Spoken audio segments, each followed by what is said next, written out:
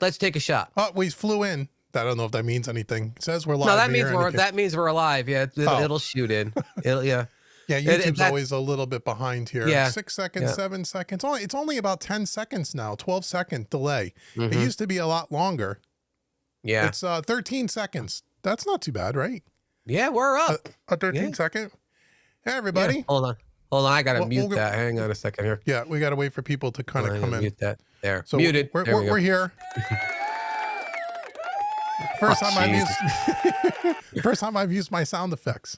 Yay. Yay. So, hey, everybody, for people that are watching on the replay going, what the hell are you dudes doing? Well, this is what we've said before, and we'll wait for a few people to show up before we start talking about topics, but this is what Dave and I usually do a couple of times a week. We get on Skype and we talk about whatever, and we talk about gear, and he got something new, or I'm getting something new, or which happens a lot. And then, what videos do we want to do? And when are you coming over again? And all that kind of stuff. And then we said a while back, Dave, we were just going to start recording some of these conversations because it makes for good content. And then if people kind of show up live, they have an opportunity to hang with us and we can hang with them. And you know, if anyone has any advice or questions or whatever, we're just here. If anybody's out there just hanging out with nothing to do tonight, let's hang out for an hour or so. Yeah, and, that's just it. Shoot the shit and see what happens. I mean, no yeah, problem there. So we figured we would do that maybe once a month or so. I mean, Dave and I talk 3 times a week, but maybe we get together live like once a month or twice a month, depending on what going on in each one of our studios, and just bring that to you guys for some extra content. Because why not? If we can help, we're here to help. And if we can't help, hey, then you don't have to worry. Hey, listen, if anybody's got any questions about videos that we posted recently about things like, patch bays and other crap like that, talking about patch bays. So your second, Dave's, your videos, you had 2 videos, you had 1 video, but I made it 2 parts, and we made a part 1 and a part 2 of a basic 101. Here's how you start with the patch bay, which the second video was really kind of just a tour of your behind the rack. You've shown people how it's all kind of hooked up in your studio, which is cool. Yeah. But I really liked your part 1. I mean, I don't think I've ever seen anybody break down a patch bay that simplistic. You know what I mean? That easy, where it's like, okay, where you mocked up a fake rack and all of that. It was really good video, man. Well, thank you. That was that was a video. That was a video that I was thinking about doing for a while because people had been mentioning it in the comments and stuff too about talking about patch bays, and every time we mention it, somebody's always like, I can't, I don't know what to do. Like, I get it. It's pretty intimidating looking at that thing and saying, well, what the hell do you do with this thing? So it's like, I mean, I was thinking about doing that video for a while, but I was just like, okay, how do you do this? How do you do this video so that, it's actually going to be beneficial to people other than just, like, you know what I'm saying?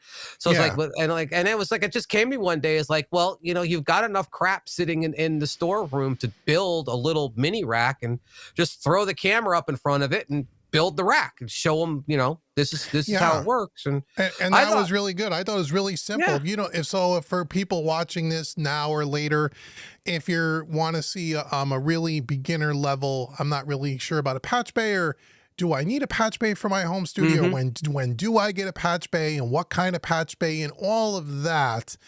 Go check the archive after this live stream. Maybe I'll link it in our description box, but go, or maybe Dave, you can link it probably in the chat because people might see it. But anyway, shot at it. Go watch that video if you're confused about patch bays at all, because it is really, really a good video. And thank you. And I think that's good.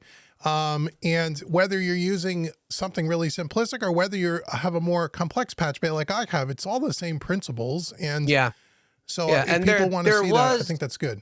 Yeah, there was one comment in that video that I probably should address a little bit too, is because somebody had actually made the comment, because like the whole normaling versus through debate is that like a lot of people, and I did a practical demonstration about why you don't want to use a normal patch bay with hardware stacks the way that we use them, Yep.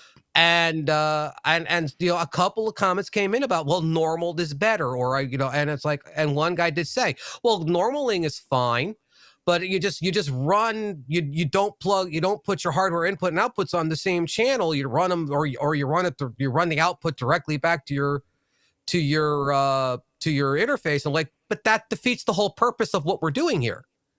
Right. The idea is to have 100% flexibility about what you plug in where, so you can set up hardware stacks and route stacks and stuff, that are 100% available. Like, this piece of hardware is completely available to any channel. And by having it normaled and then having to run a cable to someplace else or whatever defeats the purpose of doing it, to me. Right. And it's like, so it's like, that's what I say. I mean, like, yeah, I mean, like, if you want to, and here's the link for that. If you want to run your patch bay that way, fine. I mean, it's your thing. You wire your studio the way you want to wire your studio. But as far as, to me, a practical demonstration of the best way to apply this, I still think that the way I showed it for what we do is better, because it allows you to patch a piece of hardware in and out of any chain the way you want to do it. But you also don't have a signal constantly feeding through. And yes, I understand. You can plug a cable into it, interrupt the flow, and it won't be a problem. True. What's the point of that? Because again, it's the same thing. Then you've always got to have a cable hanging out of your patch bay.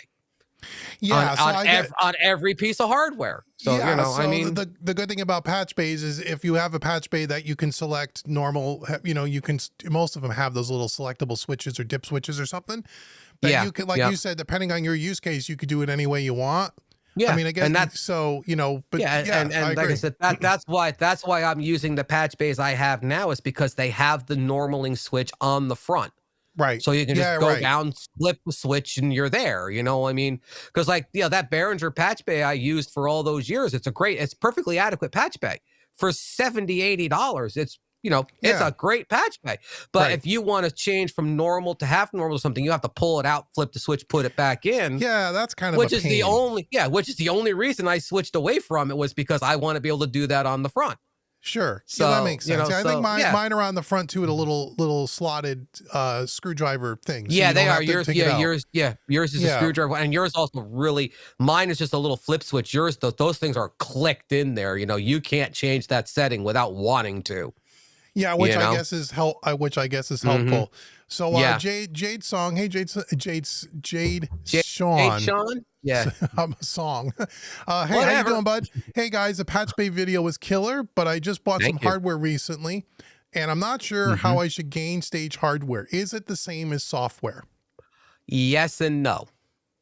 There you go. Yeah. No, it is. Yep. Yes, it isn't. No, it is. Yes, it is. Okay. Yeah. That actually, we had actually had that talk one time on, for video ideas of, yes, doing a hardware gain staging video is on my lists of things to do. Yeah. So it's a little different. It's the same kind of principle. It's the same kind of principle on how you want to hit hardware coming out of your DAW. It's similar in philosophy, but you also want to make sure it really depends on the piece of hardware you're trying to hit. So whatever you're coming out, whatever piece of gear that happens to be, with plugins, even though I guess it could vary from plugin to plugin, but it's pretty standard with most plugins the way the manufacturers make them. But with hardware, it could be a little. It could be different, and you just want to learn your piece of gear or whatever you're coming into, and just knowing what the specs are, and then. Honestly, to experiment with it and find where the sweet spot is on where it sounds its best. And every piece of gear is a little different. Some of them you come in slamming them and they sound great. And then other ones, if you come in slamming them, it's like, whoa, you got to dial it way back. You don't want to hit it that hard. It really totally depends. So experimentation is your friend. Yeah, and that is true too, because the the DBX 560A 500 series compressor, you do not have to hit that hard at all to get compression out of that. But I have another piece down there that I'll talk about in a little while that I just got yesterday, and you gotta slam that thing to get any compression out of it compared to what's right next to it. Is you gotta hit that thing hard. The DBX has an input trim control on it. The other piece you're talking about does not. Yeah, so it's really coming out of the board. You want to hit it kind of hard so you can mess with your controls, and so it really is. That's a good point. Let's see. Oh yeah. Yeah, we just posted a link. I think we just posted. No, can you post a link for the Studio One? That was that home recording made easy video. Yeah, there's some home recording made easy videos from a couple years ago where I have hardware hooked up to Studio One without a console, so you can check those out. There's 2 or 3 of them, maybe. I think they might have been live streams at the time. I don't remember. Recording made easy, and I'm going to do a search for pipeline because I think that's how you titled it. Yeah, Dave will get it into the chat. But yeah, we have one. We have a couple for you. If you're just not, you're going to use the Studio One plugin pipeline, and but the rest of the concept is the same. You come out of your audio interface, with dedicated outputs, into your piece of hardware of choice, and then back out of your hardware back into your audio interface. And then you use pipeline to kind of bridge the gap and fix the latency and stuff. But so there's a pipeline video, and then I think I did a live stream on that. So you can check that out. Yeah, I'm going to put 2 up there. The first one I just posted is for the pipeline one, and then this one is for hybrid hardware routing. So those 2 videos, right. Yeah, I forgot about those 2 videos. Yeah, those 2 videos should cover it for you 100% inside of Studio One. Yeah, cool. There you go. It's good. And let us know, guys, in the chat if our audio levels are okay, if we're somewhat balanced. One's not super loud, super quiet. It sounds good in my headphones, but just if you guys need one of us to go up or down, just let us know. Yeah. But anyway, so that was my major concern with that video was, and I get the comments. I've listened on normal patch bay.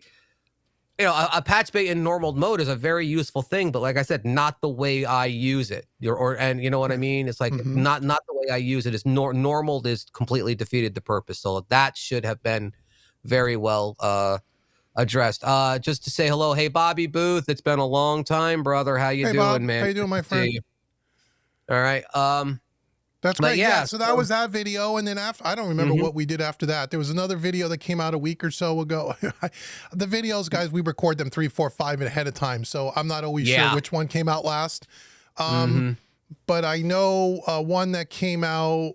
There was one where I did 5 advantages of digital over analog, because I did an analog over digital. And like I always say, we try to give equal time to all parties here. And that's an interesting video. I mean, you can go check that out and see what you think. So there's 2 videos in the last month or so. One is the top 5 advantages of analog over digital, and then digital over analog. Those were interesting videos. People got a kick out of some of those. Then there's a video that we did. Your mixing the pop song video came out yesterday. Oh, right. That came out yesterday. Yep. I got we had a lot of thumbs up and some good comments there too. And I'll thank publicly that was a killer video. That was a killer video. Thanks, man. Brandon is a great student and a great musician producer. And you should go watch that video and go into the comments section, or the description box, sorry, and check out his stuff. So if you're a songwriter, a producer, a musician, he teaches voice and guitar, piano, songwriting, production. He's a really pretty well-rounded musician, and he's a good teacher, and he's just a good dude.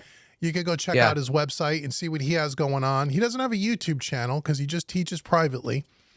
But anyway, he's also going to be releasing an EP over the next 6 months, and the first song is the one that he just had me mix, and he's been kind enough to allow us to use that and share it with people. So I hope you guys got something out of that.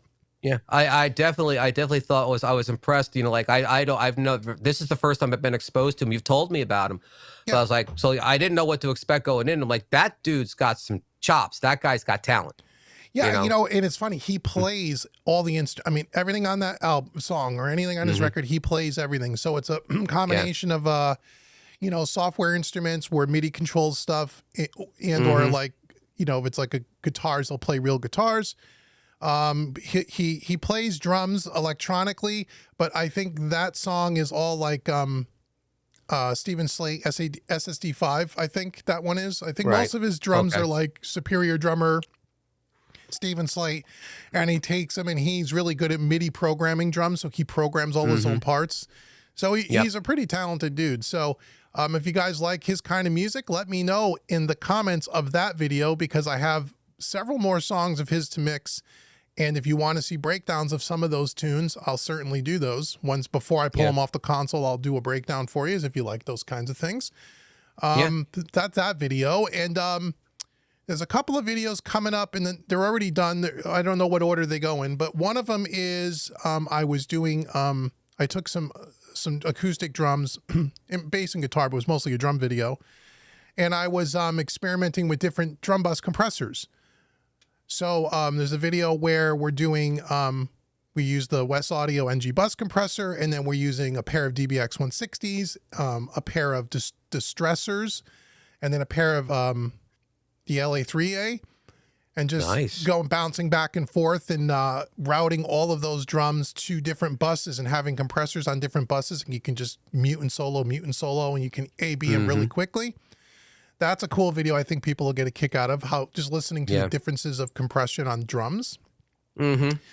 That videos will be coming shortly. And then there's a video of where we compared the API 5500 stereo EQ to the Waves counterpart plugin, as well as the Universal Audio counterpart plugin, which is interesting. Right. So that video is done and it'll be coming soon. And then there's another video. There's another one that's done. I forget what it is. It's coming in a few weeks. Yeah, I got like 3 or 4 that are ready to go out there.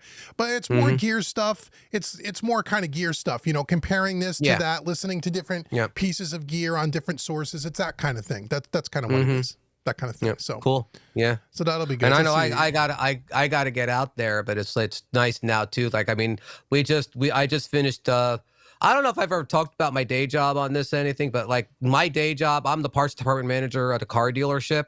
You should have told everyone you were like in the what do they call the CIA? The CIA. I'm a spy. Yeah. You're a Russian. Yeah, no, my day job is much less spectacular than that. I'm the parts department manager of a car dealership, and you know, this is the time of year that things get really intense. But we just finished my inventory today, so suddenly I'm going to have a little bit more time to do things other than work again for a while. Yeah, so you'll be out here soon. You know, so I'll be out there hopefully within the next couple of weeks, and we'll bang out a few videos. Do some more videos together. That'll be fun. Yep. Jade Sean says, how much do you think a console adds to the mix over just outboard gear? I don't have a console, but I do have hardware, and I'm wondering how big the difference is. Well, you know, here's the thing. To me, the console, I mean, certainly there's a difference between having a console and a batch of hardware and not having a console and that same batch of hardware. But for me, it's more about the workflow and the tactile feel of it. Is there a big sound difference? Yeah, there's a sound difference for sure. How big is the sound difference? I mean, that's all kind of relative. It's hard to quantify that. Yeah. What I tell people, if you're getting into hybrid and stuff like we've talked about on the channel, and like you did a video on where do you start with hardware kind of thing, is you start from your master bus, you work back with hardware. You know, the console's the last thing you should worry about, unless you're a studio, you do this for a living, you have a limited budget, unlimited around a room. I mean, you know, if you're an average person like the rest of us, I would say it's the last thing you really want to concern yourself with. Does it add to the sound? Well, yeah, it does. But it's not like, you know. Yeah. Plus to, you know, like I did the video too, and here comes the link. We're gonna be linking a lot of videos tonight, I guess. Here's the link. This is the video that I did on using a hardware preamp on your master bus. Right. And the single easiest way to get just straight analog vibe, console vibe, however you want to talk about it. The simple, easiest way to get console vibe on your mixes is to run your mix through a stereo preamp. And because that, like I said, that affects the whole mix. It's 2 channels. It's relatively inexpensive. You do not want to buy too cheap of a preamp, mind you. But, you know, a decent Neve or API or whatever console vibe you're looking for, you get a stereo preamp of that type, stick it on your master bus, run your mix through it, don't clip it, and it It has an effect. I mean, it sometimes can be more so. It depends on the source material. Sometimes the effect can be very dramatic. Sometimes the effect can be very subtle, but it's there and it works. And it's something that, again, like I said, once I discovered it, I don't do a mix without it, you know? So like I said, so I mean, yeah, I get the question. How much do you think a console adds to the mix? It definitely adds to the mix, but as you say too, it's more of a tool for mixing than it is for that thing that, like I said, that I can get, you know, an approximation of it on the master bus by just running it through a hardware preamp. So I wouldn't use a console, although you can, and people do, but I wouldn't use my console as just simply a summing box. Right. To me, that's an awfully expensive summing box, and although it sounds really good, to me the justification and cost is the actual workflow and using the faders and mixing, and not just running something through it back in and using all the faders in your DAW. To me, that would be a waste of money on a console. You'd be better off doing what you're suggesting. But I tell people, you know, especially if you're just getting into hardware, you just started buying some pieces, don't worry about a console. Worry about the master bus, worry about the gear. And then also too, you know, you're hybrid, right? So you use your plugins. And again, if you want to know what plugins to use to kind of cop that same vibe, go to Home Recording Made Easy and get the course Mixing with Analog Style Plugins Made Easy. And I show you get that course. I show you how to use plugins to turn your DAW into like a pseudo analog studio, and it gets you an approximation, and you can couple that training with your existing hardware, and you can get close. You can get close, you know. So I hope that answers your question. I hope that's the information you're looking for there. But yeah, I mean, like I said, a console is definitely going to have an effect on the sound. Sure. Of course, it's another piece of hardware. You know, it's no different than having a bus compressor. It's just a big piece of hardware that has electronics and solder joints and capacitors and transformers and all kinds of doohickeys under the hood, and all that stuff has an effect on the audio. But that's not where you start. At least that's not where I would tell you to start. Again, unless you got deep pockets and you got money to burn, and go have fun. You know, there's nothing wrong with that either.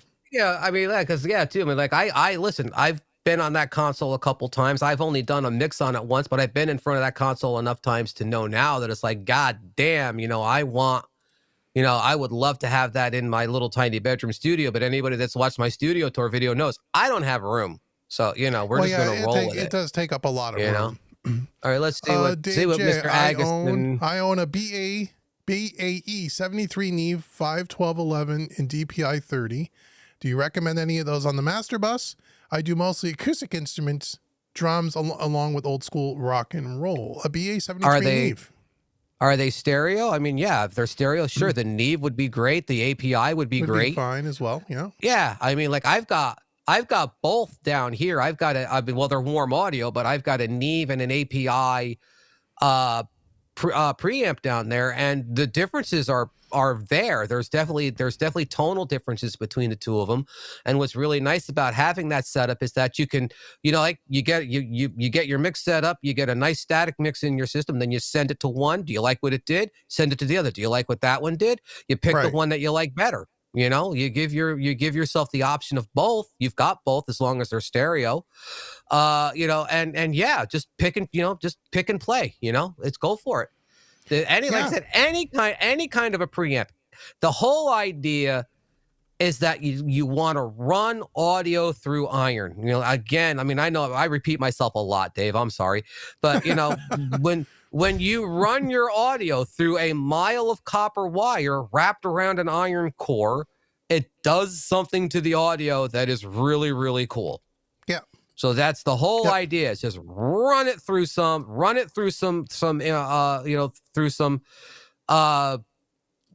Jesus Christ, David, lost the word again. But, you know, like run it through some transformers. That's it. Just run it through some transformers and you're good to go. And then he's True Iron from Kazrog on Select Tracks. Yes, True Iron from Kazrog is a great plugin. And if you don't have hardware, True Iron from Kazrog is a really good substitute. And so, yes, Agason, you need 2 channels. Your master bus is a stereo channel. It has to have, you're going to run a left channel and a right channel. You need 2 preamps or a stereo preamp to do that. Okay. But yeah, as Abe is saying, yeah, True Iron, I've had True Iron, I think since the day it came out, to be honest with you. I think I've had it that long. And yeah, it is a killer plugin. And if you do not have hardware and you're looking for a good, analog vibe plugin, go get True Iron. Period. Just go get it. Stick it on your master bus, stick it, and run every mix through it. Do it. Yeah, some of this stuff you just have to experiment with, and you have to decide for yourself what sound you like, because they're all a little different. And the plugins are a little different from the hardware. And in some cases, you might like the plugin. In some cases, you might like the hardware. In some cases, it's such a slight difference. It could be 6, 1/2 dozen of the other. It's really about experimentation when you start talking about this stuff. There's no real one magic answer to any of this stuff, really. So it all depends where you're at and then also, too, where you're at in your whole journey of, we talk about mixing. So if you're kind of just starting out, I don't want people to think that, well, you just go buy a bunch of hardware, my mixes are going to sound great. No, your mixes are not going to sound great if you can't mix well. If you don't have the basic fundamentals. So that's why you want to start with, it is a progression, right? You start with your DAW, your stock plugins, and you graduate to some third-party plugins, and you understand some of the analog style plugins and the way they work and how the concept is. And then you get better and better. And then you start saying, okay, I've kind of capped out there. Now I want to try something a little different. And then you're getting some preamps on your master bus or a bus compressor and a bus EQ, and you're moving forward. You don't go from, I'm really not too sure how to use an EQ and a compressor. Let me go out and buy some hardware. I wouldn't recommend that. I mean, you could certainly do that, but I feel free. I don't think that's the right way to go. And so, I mean, whatever floats your boat, but that's how I would do it. Don't think the tools aren't just going to magically make everything sound great unless you know how to use them and really understand what you're doing. Yeah. Because that was, I made that point very, very strongly when I did my, how to get started video in how to get started in analog link. And, it was like, because I said that too. It's like, if the first, there's 2 things that you have to determine right away is, and one of them is, are you happy with your mixes in the box? Are you capable of producing a good mix in the box? Are you capable of producing a mix that you are happy with and happy for other people to listen to in the box? Because if you can't do that, hardware isn't going to help you. Okay. No, it may actually confuse you, make you even more frustrated depending on what you're doing. It'll probably complicate things for you. So it's like if you're at a point where you're getting really good in the box mixes and you're looking for that next thing, by all means, hardware. But if you are still struggling to EQ a kick drum and get a kick drum and a bass to fit together in a mix, don't bother with hardware. It's not going to help you. It's not. You need to learn the basics first. Yeah, that's why we have homerecordingmadeeasy.com. Go there, and I have training courses from someone who doesn't know anything about what we're talking about, all the way up to people that have been doing it a long time and everything in between.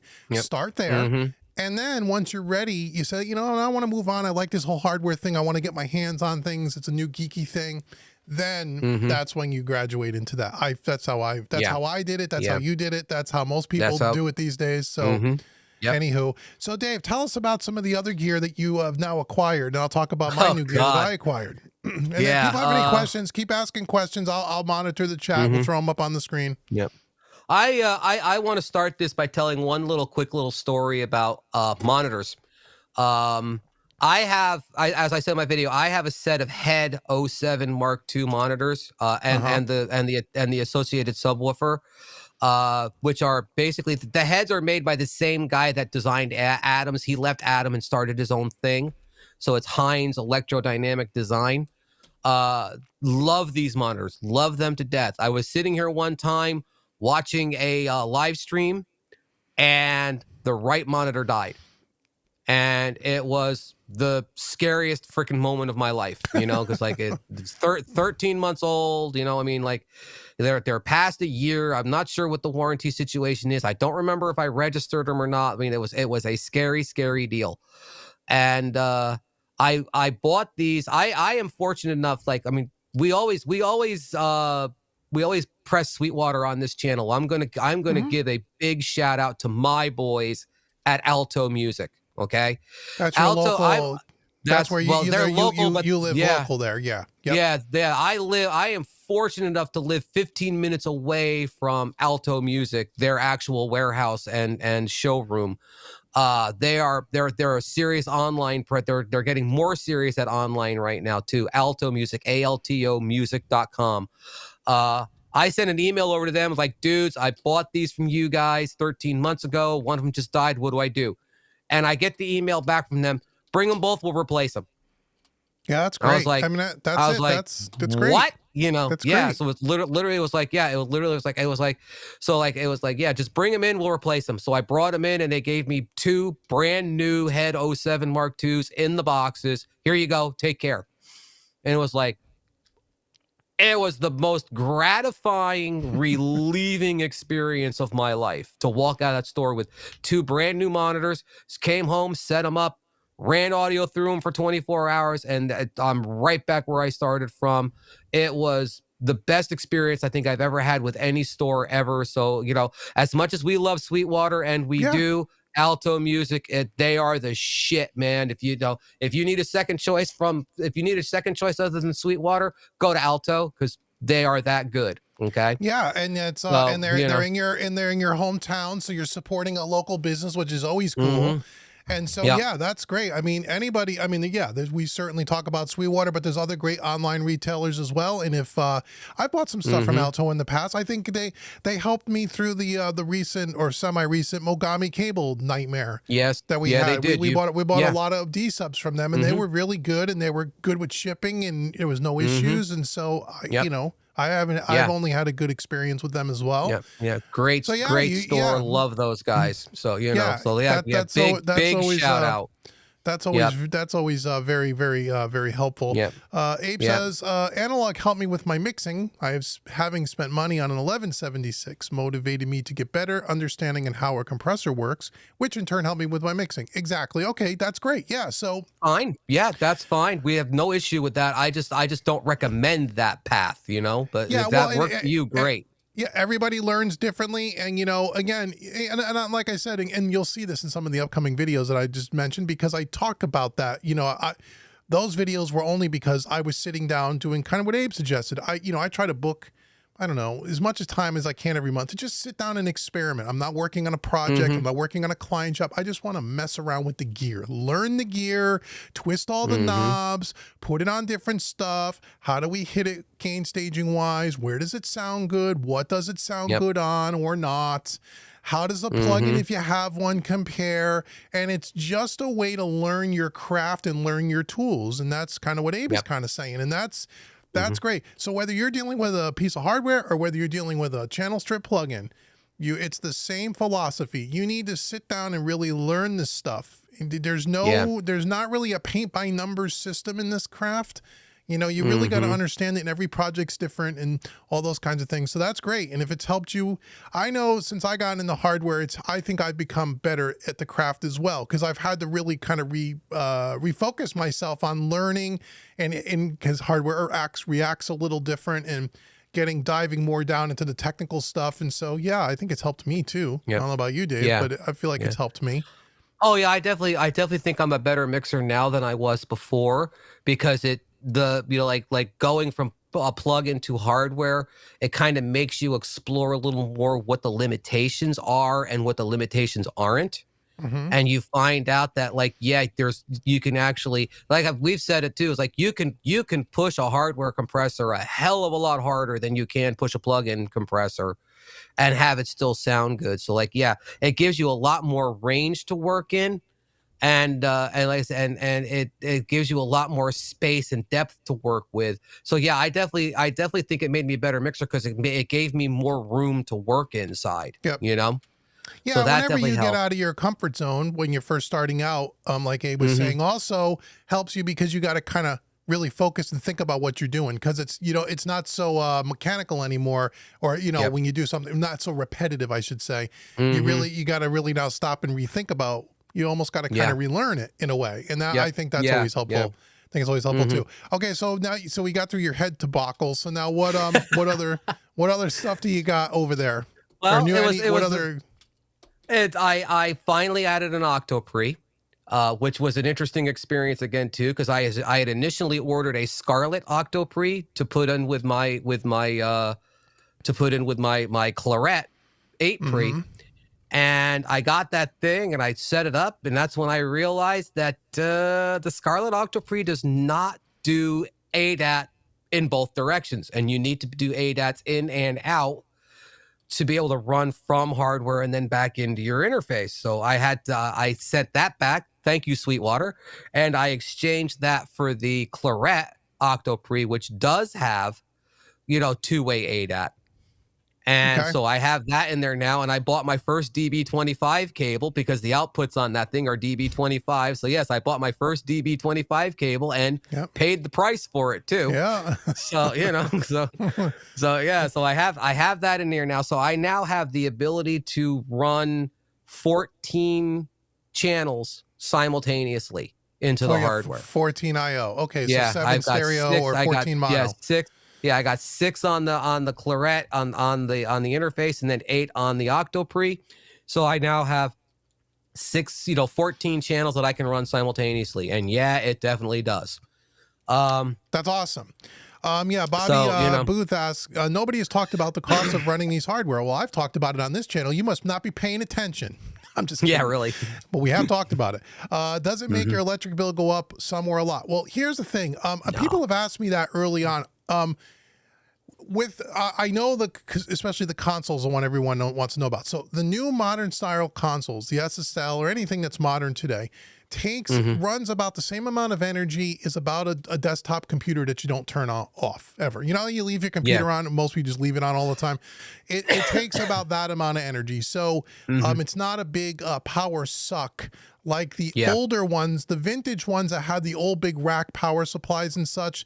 Those were very expensive to run, and you also needed to have additional air conditioning and cooling systems and such. And even though someone on our channel had said, because I had mentioned that, I did a video recently about 5 things to consider when buying a console, and I had said be careful of the vintage stuff because of the electric.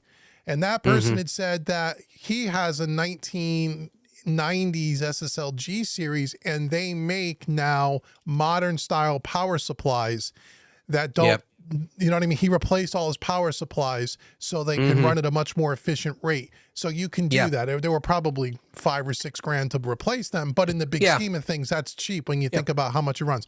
But as far as my studio, with all that rack gear and stuff, I gotta be honest, I didn't really notice the electric bill going up. I mean, it's my whole house, right? But unfortunately, because all the electric rates with inflation, everything has gone up anyway.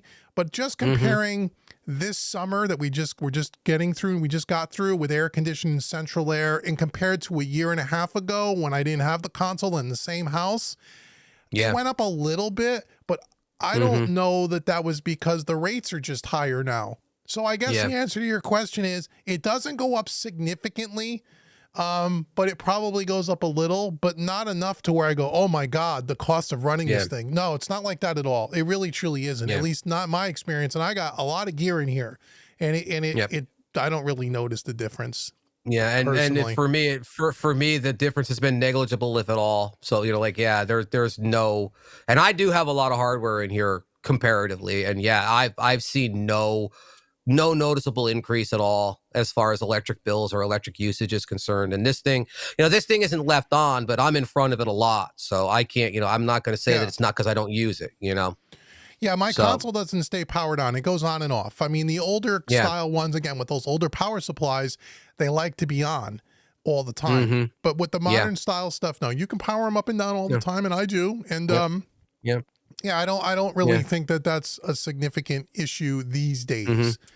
I mean, the only issue I think you have powering on and off with like the modern stuff is if it has tubes in it, is you're life cycling the tubes. And I do have a couple pieces in here that have tubes in them. So you're life cycling the tubes, but it's not to the point where I'm going to worry about it. So if a tube goes bad a year early, you just replace the tube. You know what I mean? Yep, yeah. That's got to be cheaper than keeping the unit on all the time. Yeah. Other than that, yeah, it definitely no issues with that at all. So, you know, yeah, but yeah. I So know. what else you got over there? Well, I actually just got a box yesterday from somebody I know, and you're gonna have to explain your decision-making process of selling these. But I now have 2 SSL 611 dynamic modules in my 500 rack, so I now have 2 channels worth of SSL dynamics, you know, genuine SSL in my studio. Right. And that's what I was talking to you about before, is the fact that, and I was messing around with them last night for a while on a drum bus. And I will tell you flat out that even like as a drum bus compressor, a pair of 611 dynamic modules is a killer combination. Really, really nice. But like I said, my issue with it was almost immediately was you gotta really send a big signal into them to get them to compress. Yeah, because it doesn't have an input, so it's all driven by the signal coming in. There's no input pot. Yeah, so I had to go into my to the insert plug-in and kick and that drum bus was probably coming out at minus 6 dB peaking. So it was a big signal. I still had to push it 6 dB more to get it to compress 3 dB at wide open threshold. So really? Yeah. I remember that too. You had to hit them. You got to hit them pretty hard. Yeah, you got to hit them hard. But they sound really good, right? Yeah. So I guess I sent it out at +6 and I brought it back in at -3, so it balanced out and it sounded ridiculously good. Yeah. So it's like, yeah, they're going to be a lot of fun to play with. It's just I'm going to have to. That's going to be part of that gain staging video of, like, you know, because like I said, right next to it are the DBX 560s, which you don't have to send a big signal to at all to get them to compress. You know, and whereas like right next to it, I got to slam those things to get them to compress. So yeah, that's, you know, but yeah, they're great. I'm looking forward to using them a lot more. It's going to be a lot of fun. I don't know. These were not in my studio tour video, but the one piece came in almost immediately when I finished that video. Is I bought 2 Lindell modules for the 500 rack. And the one I bought the Lindell, the PETQ 500, whatever the heck it is. It's their version of a Pultec. It's a 2-space mono Pultec. So you're giving up 2 spaces to a mono unit. So you know, you are giving up, you know, a piece of your real estate to it. But it's a mono Pultec. It's got exactly the same control knobs as a Pultec does.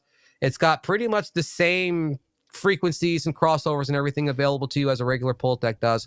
It's you know, they're notched knobs instead of like sweep. You know, they click in. They're detented. Sounds, yes, thank you. I can't, my vocabulary is not working tonight.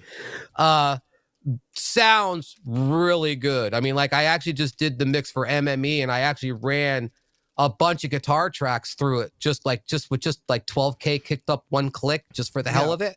Because it sounds so good. I wanted everything to run through it. You know what I mean? Yeah. So I got that. That's a really cool piece. And then I also got the Lindell 77X500, which is a stereo 2-channel link, unlinked, however you want to set it up, FET compressor. So basically, you know, kind of like a 76-ish, probably not exactly a 76, but 76-ish stereo compressor. So call it like a stereo 1178 almost. Which is now my drum bus compressor. It slams. It slams. The thing with it too is like it is aggressive, so I kind of use it more in parallel because it does have a mix knob, which was a great addition. So like I'm running it kind of like in parallel, so I'll slam the crap out of it, and then I'll just mix back it it off. Yeah, and then mix it in, and it sounds really good. I mean, it punches really hard. That's awesome. So yeah. So like that's all in here now. So I've got hardware to play with, you know? Yeah, you got a lot of stuff there. Yeah. Yeah, I got a lot of good stuff to play with. Plus, you know, The two SPXs that I know I mentioned in my studio tour video, the two SPXs, the Transient Designer and the de-esser, those are here too. Those are more utility plugins. Those are not, those I print through them. I don't mix through them, but I print back in off of those. Yep. The Transient Designer too. The Transient Designer is cool. Is it doing anything that a plugin doesn't do? Probably not. But it's a cool thing to have, and it's nice because it's got a mix knob on it too, so you can get really aggressive with it and then mix back in and do really good parallel processing with it. And I know you have the de-esser, and I bought the de-esser because of you, and I've used it about 3 times now too. And like, you are absolutely right, a hardware de-esser is where it's at. Yeah, I was really kind of surprised. I don't know why I even bought it. Why did I buy that? I bought it for some reason. I wanted to try it, probably like everything else we're talking about. I wanted to try it. Yep. And I typically do not like de-esser plugins all that much, although I've used them from time to time. To me, I always would go in and just manually de-ess it, because I just thought it, by the time I'm then jerking around with the de-esser, and then inevitably I get one section where I get de-ess perfect, and then it misses the next one, or it over de-esses it and it runs off the, so I would manually do it. But then I bought this hardware de-esser. I think it's an SPL is the company name. It was like $350 or something. It wasn't a lot of money.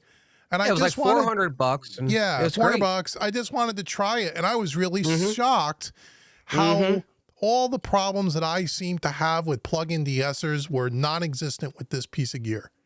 And I've used every hardware de-esser there is. I mean, almost every, if not everyone, all the major ones. And there's only really 2 that I think that are pretty good, was the FabFilter Pro DS was the one I would use, or the Slate Digital one, not the new FG DS, although that's cool. It's the one by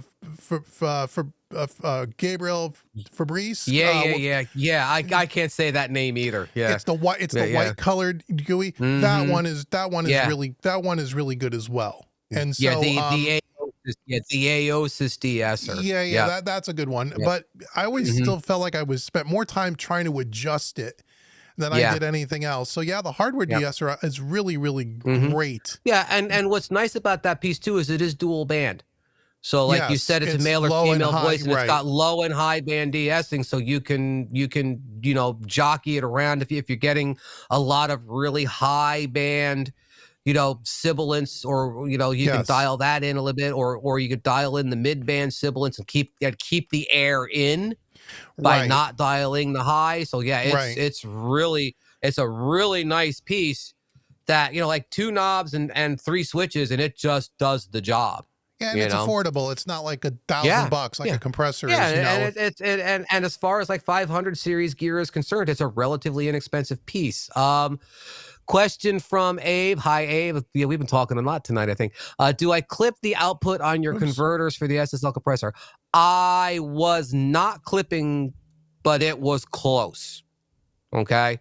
I will say that. I was not clipping the converters, but it was getting damn close.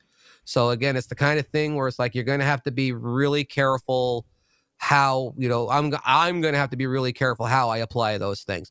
But then again, too, like on a channel compressor, I'm not going to hit it more than 3 to 6 dB anyway. I mean, I'm not smashing it with a channel compressor. Right. So like if I'm just lighting up the 3 dB light, I'm happy. That's what I'm looking for. And that's it's a pretty aggressive compression as well. I mean, so 3 to 6 dB, that is squashing it pretty good. That's not just tickling the needle as it is. Those are nice compressors. So the reason why I sold them, because I had 11 of them. And so my original thinking was, or our original thinking was, at one point in time, as we're learning and sharing our journey with you, and some of this is you try stuff and you go, well, that wasn't such a good idea, or I thought that would turn out a little different, that didn't work the way I thought it would. Or maybe that wasn't such a good idea. But what my original thought was, because the Origin doesn't have dynamics in it like the old G and E series, where that you don't have dynamics on every channel. And I thought, well, but what you could do is you could eventually put 30, you could buy 30 of them in a 500 racks, and you can insert them permanently onto every channel. And now you have dynamics on every channel, which in theory certainly works. Theoretically sounds good to me. But then what I found was, as I was working more and more and doing more and more projects, because we have so much gear now that I found that on every project, I wasn't even using half of the gear that we have because there's so much of it. And what I found was because my whole thinking was, and this is where plugins is different than hardware. This is where a channel strip plugin of an SSL, let's say, is different from a real console. When I would mix in the box with channel strips, and that's how I would typically do it, I would use the dynamics on the channel strip on every single track, kind of doing what Dave suggested, just kind of hitting it 3 dB.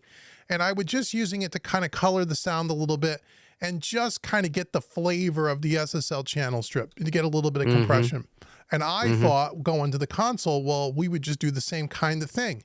But what I found was because of the console in and of itself, especially the drive circuit on the preamp side coming in, you already have compression coming into the console. It's compressing the signal already.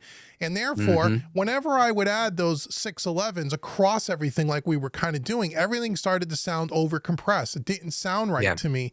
And I started to realize that I don't really need to compress on every channel. I find myself compressing less and less because the console in and of itself is acting like a compressor to a degree. So then I said, well, I started to find myself kind of in the same predicament when we had talked about having 2,000 plugins, where now I'm sitting there looking at the rack going, well, what gear do I want to use on this mix? And I said, you know what? Now I'm starting to go down the road where I have too many choices again.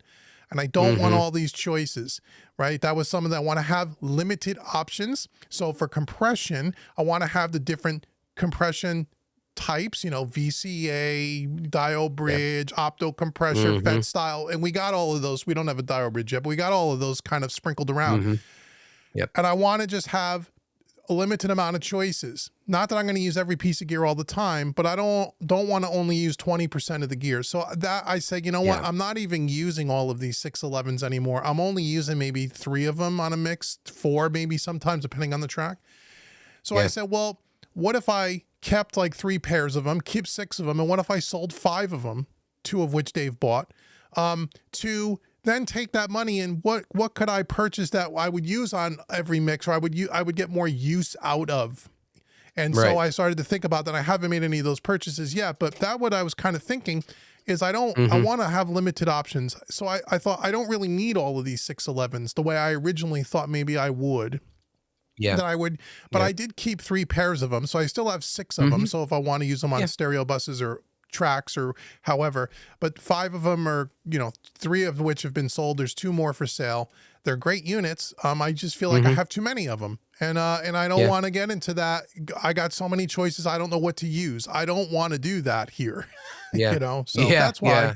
That's why. It's funny too, because like you say, like I mean, I have 2 of them, and I mean that's more than enough. You know, I mean, to me, like, I mean, we were talking about that the other day. It's like, it seems like with compressors, having stereo compressors is the best way to be, because you can use one side for a mono, but you also have the option to do stereo through all the different types. Right. So I'm looking at it too, like, okay, I got 2 of those. The only thing I don't have stereo compression on is the Black Lion B172A, which, you know, is an LA2A and an 1176 in one chassis. So that's fine. I can, you know, and that's my go-to vocal compressor. You know what I mean? And I use the LA2A side a lot on bass. I use it on acoustic guitar. Hell, I ran a piano through it, you know? So it's like, you know, it's a great little compressor. So like, okay, that's not stereo, but everything else in the rack is now. You know, except like I said too, like the one change I'm contemplating now is I do have the stereo, the pair of DBX 560As in the 500 size, and I also have a DBX 160A regular one, and I'm looking at that going, now, okay, that, you know, it was, you know, my idea at the time was like, yeah, to have, you know, like the 160, and it definitely does have a slightly different vibe to it, but now I'm looking at that going, well, I could pull that out and change that to something else and have another choice, but still, because like, I know what we said the other night, I should have prefaced that with this, is like, I've made the conscious decision now that the room I have in front of me is my limitation. You know what I mean? Like, I am not going to go out and buy, because like I could put a bigger rack in the one side. It's only an 8 space. I have room for a 12.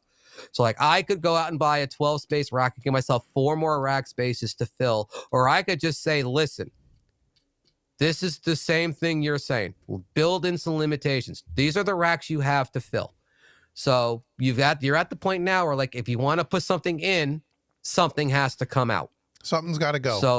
So your decision-making process has to be based upon, you know, if I want to add something, what am I not using, or what do I have enough of that I won't need? And so like the idea right now is that I would like to add a distressor at some point in time. So that means something has to go, because I do have 2 empty spaces, but they are reserved for a pair of LA3As. You know what I mean? Whether they're the golden age or whether they're the audio-scape or what they are, that 2 spaces left are reserved for a pair of LA3As. So that means like if I want to put a distressor in here, something else has to come out. And so you're looking at going the DBX 160A. I have 2 560As over there, stereo pair, like we were saying, it's kind of the way to go. So that comes out and a distressor goes in. That's kind of like my thought process right now. That's kind of the future of my studio. I'm kind of in the same boat. I don't know, other than maybe at one point in time just to fool around with maybe a tape machine, but that would just be, we don't even really need, that would just be because we have nothing else better to do. But like I said, at one point in time before the economy started showing signs of going the way it's going, the tape machine was on the table. Let's not deny that. I mean, the tape machine was on the table. I got a quote. And, we were ready to put a deposit down on it. It was just I would love to do it because, again, just for no other reason, I would love to I just want to play with it and learn. And I know that would. Well, we don't have one of those. That's something where it's like, okay, that would make a massive impact as opposed to a couple of more 500 series compressors for me. You know what I mean? It's like, okay, agreed. That's something you would use on every single mix. It would have a massive impact in the sounds. Whereas a couple of more 611 dynamics, to me, doesn't really change the game at all. But other than that, unless something goes, and that's why, like, I want to get another piece, like a stereo EQ or something, but I want to sell off the other 2 611s, and then I'm going to buy it just because I don't have a master bus EQ in hardware, and I'd like to get one. So what do you have in mind? I know you have the API, so what else are you looking at, you think? For the master bus, I'm thinking about the MOG, the EQ4. That's a stereo unit, right? Yeah, it's a stereo unit. Yes. Yeah, the MOG would be a killer master bus EQ. I use it on my master bus and the plugin all the time, and I really love the plugin. And I've been told the hardware sounds really great too, and so I'd like to try that. I have the API, which I really like. I've tried it on a master bus. It sounds great, but I love it so much on drums. I just kind of like it has to kind of be parked there because it just sounds. I just love it on acoustic drums. I don't want to move it. I don't want to move it. I guess you can always print it back in, you print the stem in, but but that's the only thing. I don't have a lot of EQ in hardware, but I have a lot of compressors. I think I got like 27 compressors. Well, with the 11 dynamics modules, you had that many, I think, you know. I'm more than that. That's without the that's with keeping 6 of them. I have 20. Okay. Yeah, because some of my compressors, like Abe is asking here, are stereo dual mono. So I'm counting the stereo units as 1 compressor, but they're really 2 unless I use it on a bus. Yeah. So when you count them as mono units, it's like I have almost as much compression channels as I do faders. And it's like, and I don't need to use that much. I find myself not compressing nearly as much than I did when I was working with plugins. Not even close. Yep. So, but still bus, using them on buses as as a nice bus compressor is it's nice to have that available too. So to have both. Ozo 10 is a super good tool for someone that cannot master. I'm trying out the trial version. It's freaking awesome. Yeah, Ozone. I have Ozone 9, but Ozo 10 just came out. That's a great piece of software. I love that one. I use their stereo imager all the time. I love it, but also good for mastering. As you're saying, you have the master assistant and just a good starting point for mastering. It's a really great tool. The other thing you may want to consider in an Ozone, which has saved my ass more times I can tell you, is the RX10 now, RX10 or RX9, the audio restoration tool. Man, I use that thing all the time. And that is all, I don't know what they got going on in the algorithm or in the black magic of that thing, but that thing takes audio that we thought we could never use and makes it almost like it was never a problem with it. It's really saved great. Saved our ass on a couple videos. That's for sure. Absolutely, it did. Yeah. So that's another one too, Kaiser. If you're getting into isotope, look at the RX product. You won't use it every day, but it's really a great tool. And Ozone is a great product too. I'm pretty impressed with isotope stuff. Yeah. Because I actually just bought RX10. I had RX8 Elements, which was, adequate. Yeah. But I also had because I like some smaller plugin developers. I had the Acon Digital Repair Suite, which is kind of like the same idea as the RX. And it's good. I mean, it's relatively inexpensive compared to RX, and it does work, but the RX is so much better, Yeah, that's really, really, really great software, man. It really is. Hey, look, we sold an audio-scape. Yeah, no, great. I'm glad you like it, man. Thank you. And I know audio-scape has sent me some recent emails, and they do send me emails when people say, "Hey, I've checked out those guys on the mixing analog channel," and our channel has sold, has got a lot of interest, audio-scape, and that's great. And they're a great company, and yeah, I highly recommend anyone check them out. So I'm glad you like it, because you're a paying customer. So, people think, could think we're biased because, we're doing some work with them. But yeah, there's an example of someone who bought it and he loves it. And they got some new products coming out soon, which we will have in the studio. We've been told already. So we're going to get the DBX unit, and we will get the LA3A when it becomes available, and we will test it out and bring it to you and all of that stuff. And he has even more products coming out late next year that he told me about that I can't talk about, that are like, oh boy, oh shit, here we go again. He's got some really gonna have to buy another rack. He's got some really cool stuff. I love what audio-scape does. So yeah, congratulations, man. They make really really good stuff. I'm glad you like the 7060. We need to go back 2 comments to Abe Montoya, who did put up the question. Okay, let me look. Have you tried running a stereo compressor in dual mono on a mixer drum bus? Yeah. I actually tend to run like the drum bus compressor. I have the Lindell. It's you can link or unlink the channels. I keep it unlinked because it lets it respond to the differences. You know what I mean? So like if you've got a tom hit on the left, it's not compressing the right when that tom hit happens. So it is giving it a wider stereo field. Whereas like when you link it, it turns way into more of a glue compressor, and it glues those 2 sides together to the point where if you have a tom hit on the left, it compresses the whole mix down. And yeah, I agree. I prefer running dual mono on pretty much everything when I do it, There you go. So what other gear do you got? I can tell you about my little gear if you're not, unless you're done. Or unless you're not done. That's pretty much the end of it. There are still 2 500 racks spaces open, and we discussed this. We have discussed this too. Is like the one thing when I was working on the last MME mix, I wish I had was some kind of a saturator, and like some kind of a hardware saturator. So the idea right now is that, and it's going to be a video series at the same time, is I want to buy a pair of the DIY RE modules that you can put 3 of their sound modules into. Okay. I want to buy a set of those and then get 3 different kinds of saturation modules. They make a tape saturation module, they make a transistor type of a module, and then they have a whole bunch of them. But the 3 that I'm looking at their 15-inch per second tape one. I'm looking at their transistor console one, and then they have a what they call a distortion tape one, which is like basically like an old Tascam cassette deck. Okay. They have a module that does one of them. It's more distorted, it's way more distorted than the other 2. So it's like 3 levels of saturation that I can use in one module.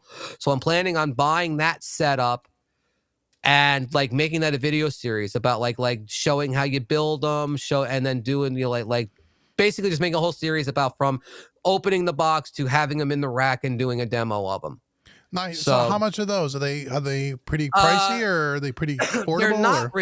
They're not. They can get pricey if you get stupid with it, but like the actual 500 rack piece, I think is $300, and then the sound modules are between $50 and $100 a piece. Okay. So the way I did it in my cart, I think it was $850 total for what I want to do, and that's for 2 500 rack units with three saturation modules in each one for less than $1,000 all in. So that doesn't sound too bad. Yeah, that's kind of like that's on my list of things to do. So like I said, there's 2 empty rack spaces and there's 2 empty 500 rack spaces. So that there are, I know what I'm going to fill them with. It's just a matter now of how am I going to prioritize which ones come in. Got it. You know what I mean? Yeah. So that's kind of like where I'm at. Buying the SSL modules from you, that was unplanned. Yeah, that was kind of like you didn't. That was literally like we were literally, honestly, guys, we were talking on a Skype call, and like he tells me he's selling one, and I'm as we're talking, I'm trying to talk myself out of buying them. It didn't work. No, 15 minutes later, he just sent me a PayPal payment. Yeah, I sent him a PayPal. Here you go, Dave. Send them. So. That's cool. So I got a couple of things. Well, this thing I've had for 6 months, and we're going to finally use it. We're going to try it anyway. But there, I got this. Oh yeah, yeah, baby. So we've been talking about maybe adding some pedals to mixing just to try it. And this is the by Radial. This is the Ecstasy reamp box, and this is the stereo unit. They make rack units and they make tabletop units. This is a tabletop unit, and it's got so you can use stereo pedals or 2 mono pedals, and this will allow us to use guitar pedals as inserts, which is cool. I want to try things like putting maybe distortion on some overheads or snares or something, and then I realized I don't have a stereo overdrive pedal, so I went out to Sweetwater and I bought this, and I've never used it, but I've read. I gotta get it. Oh, I gotta get it. There you go. You got it. Gotta get in front of my face. Oh, that's an electro-harmonics pedal. Okay. Yep.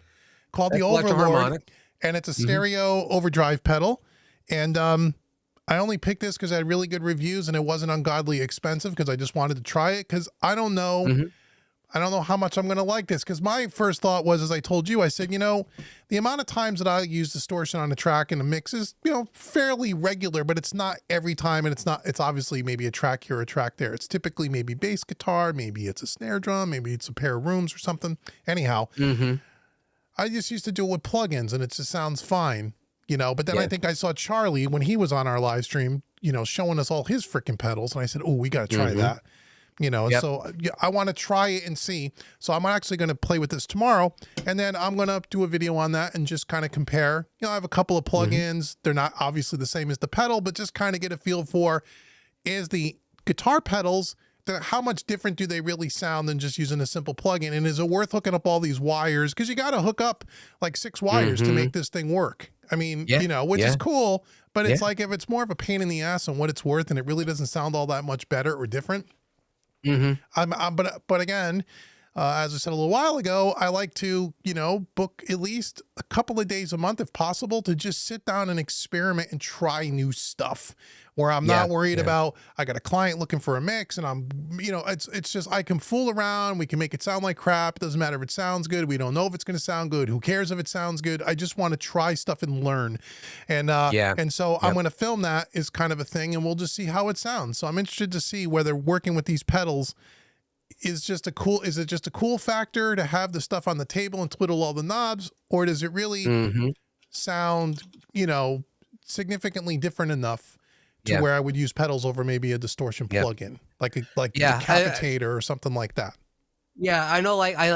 Charlie uses a lot of pedals. What's his name? Can't think of one of the guys on Pure Mix. I can't think of his name now. Again, that my brain is not functioning. Hey, I just finished an inventory. Leave me alone here. But on Pure Mix, if it'll open for me, Vance Powell.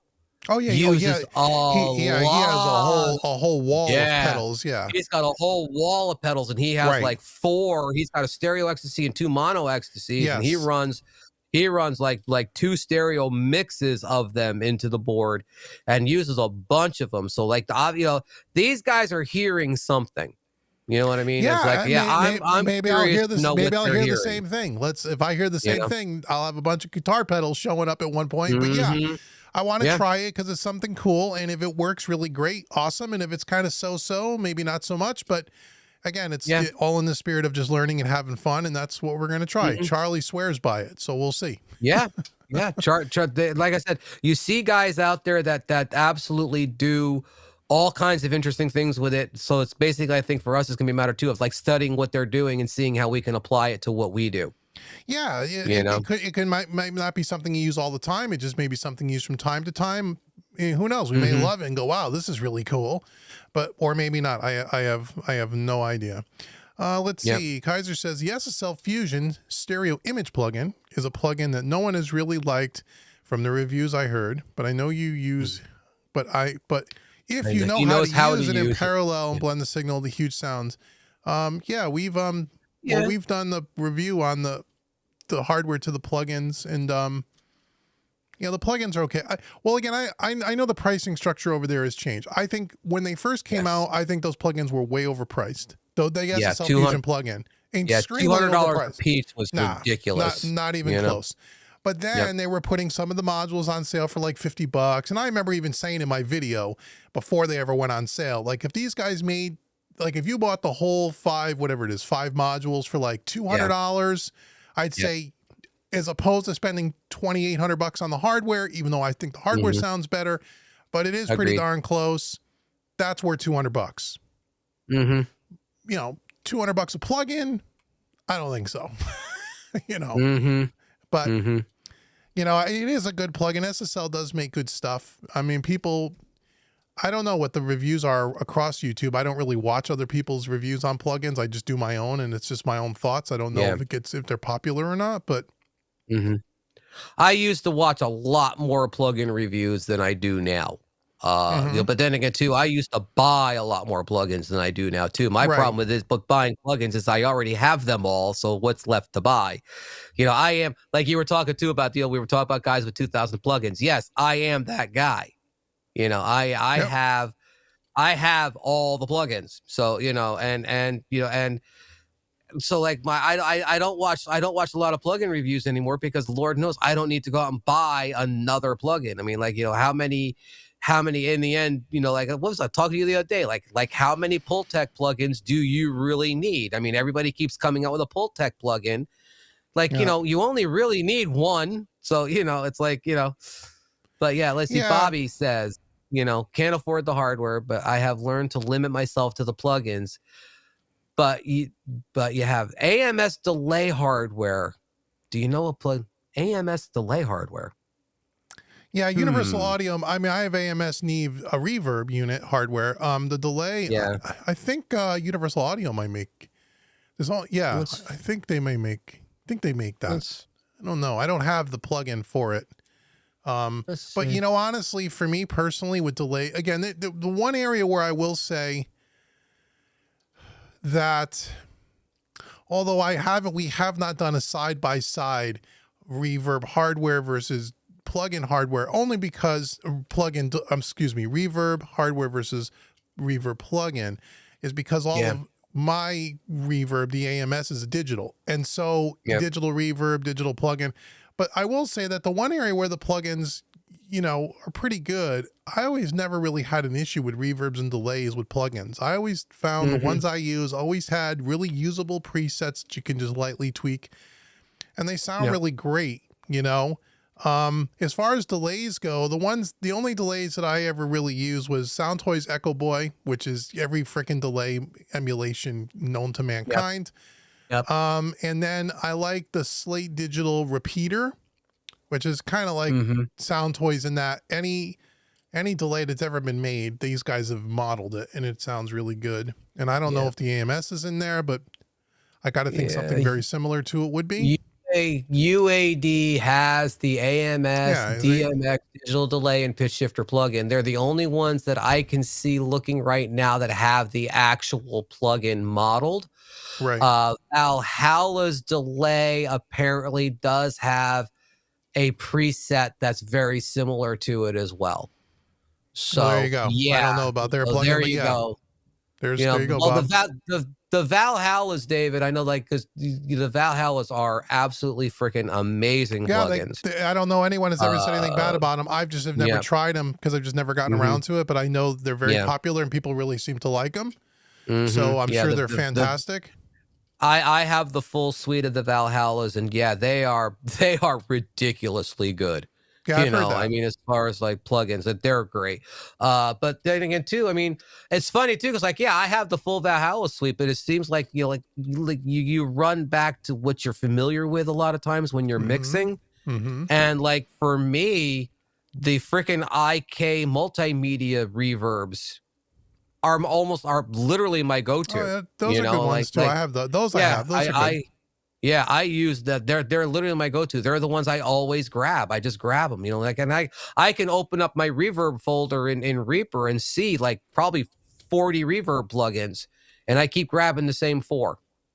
So, that tells you a lot, I mean, are they the best plugins out there? No, but they're the ones that I'm comfortable using and I get good sound out of them. So, well, then that's all that really matters anyway, right? Yeah. UAD Spark plugins are coming soon. Yeah, there's probably more coming. I don't know what the I know they just released a couple more recently, but they still most of their plugins are not native. And so, but the ones that are native, that Spark package, because I have it, because once you own their plugin in the when you had it with the hardware, Spark is free, so you don't pay anything extra. So that's really cool.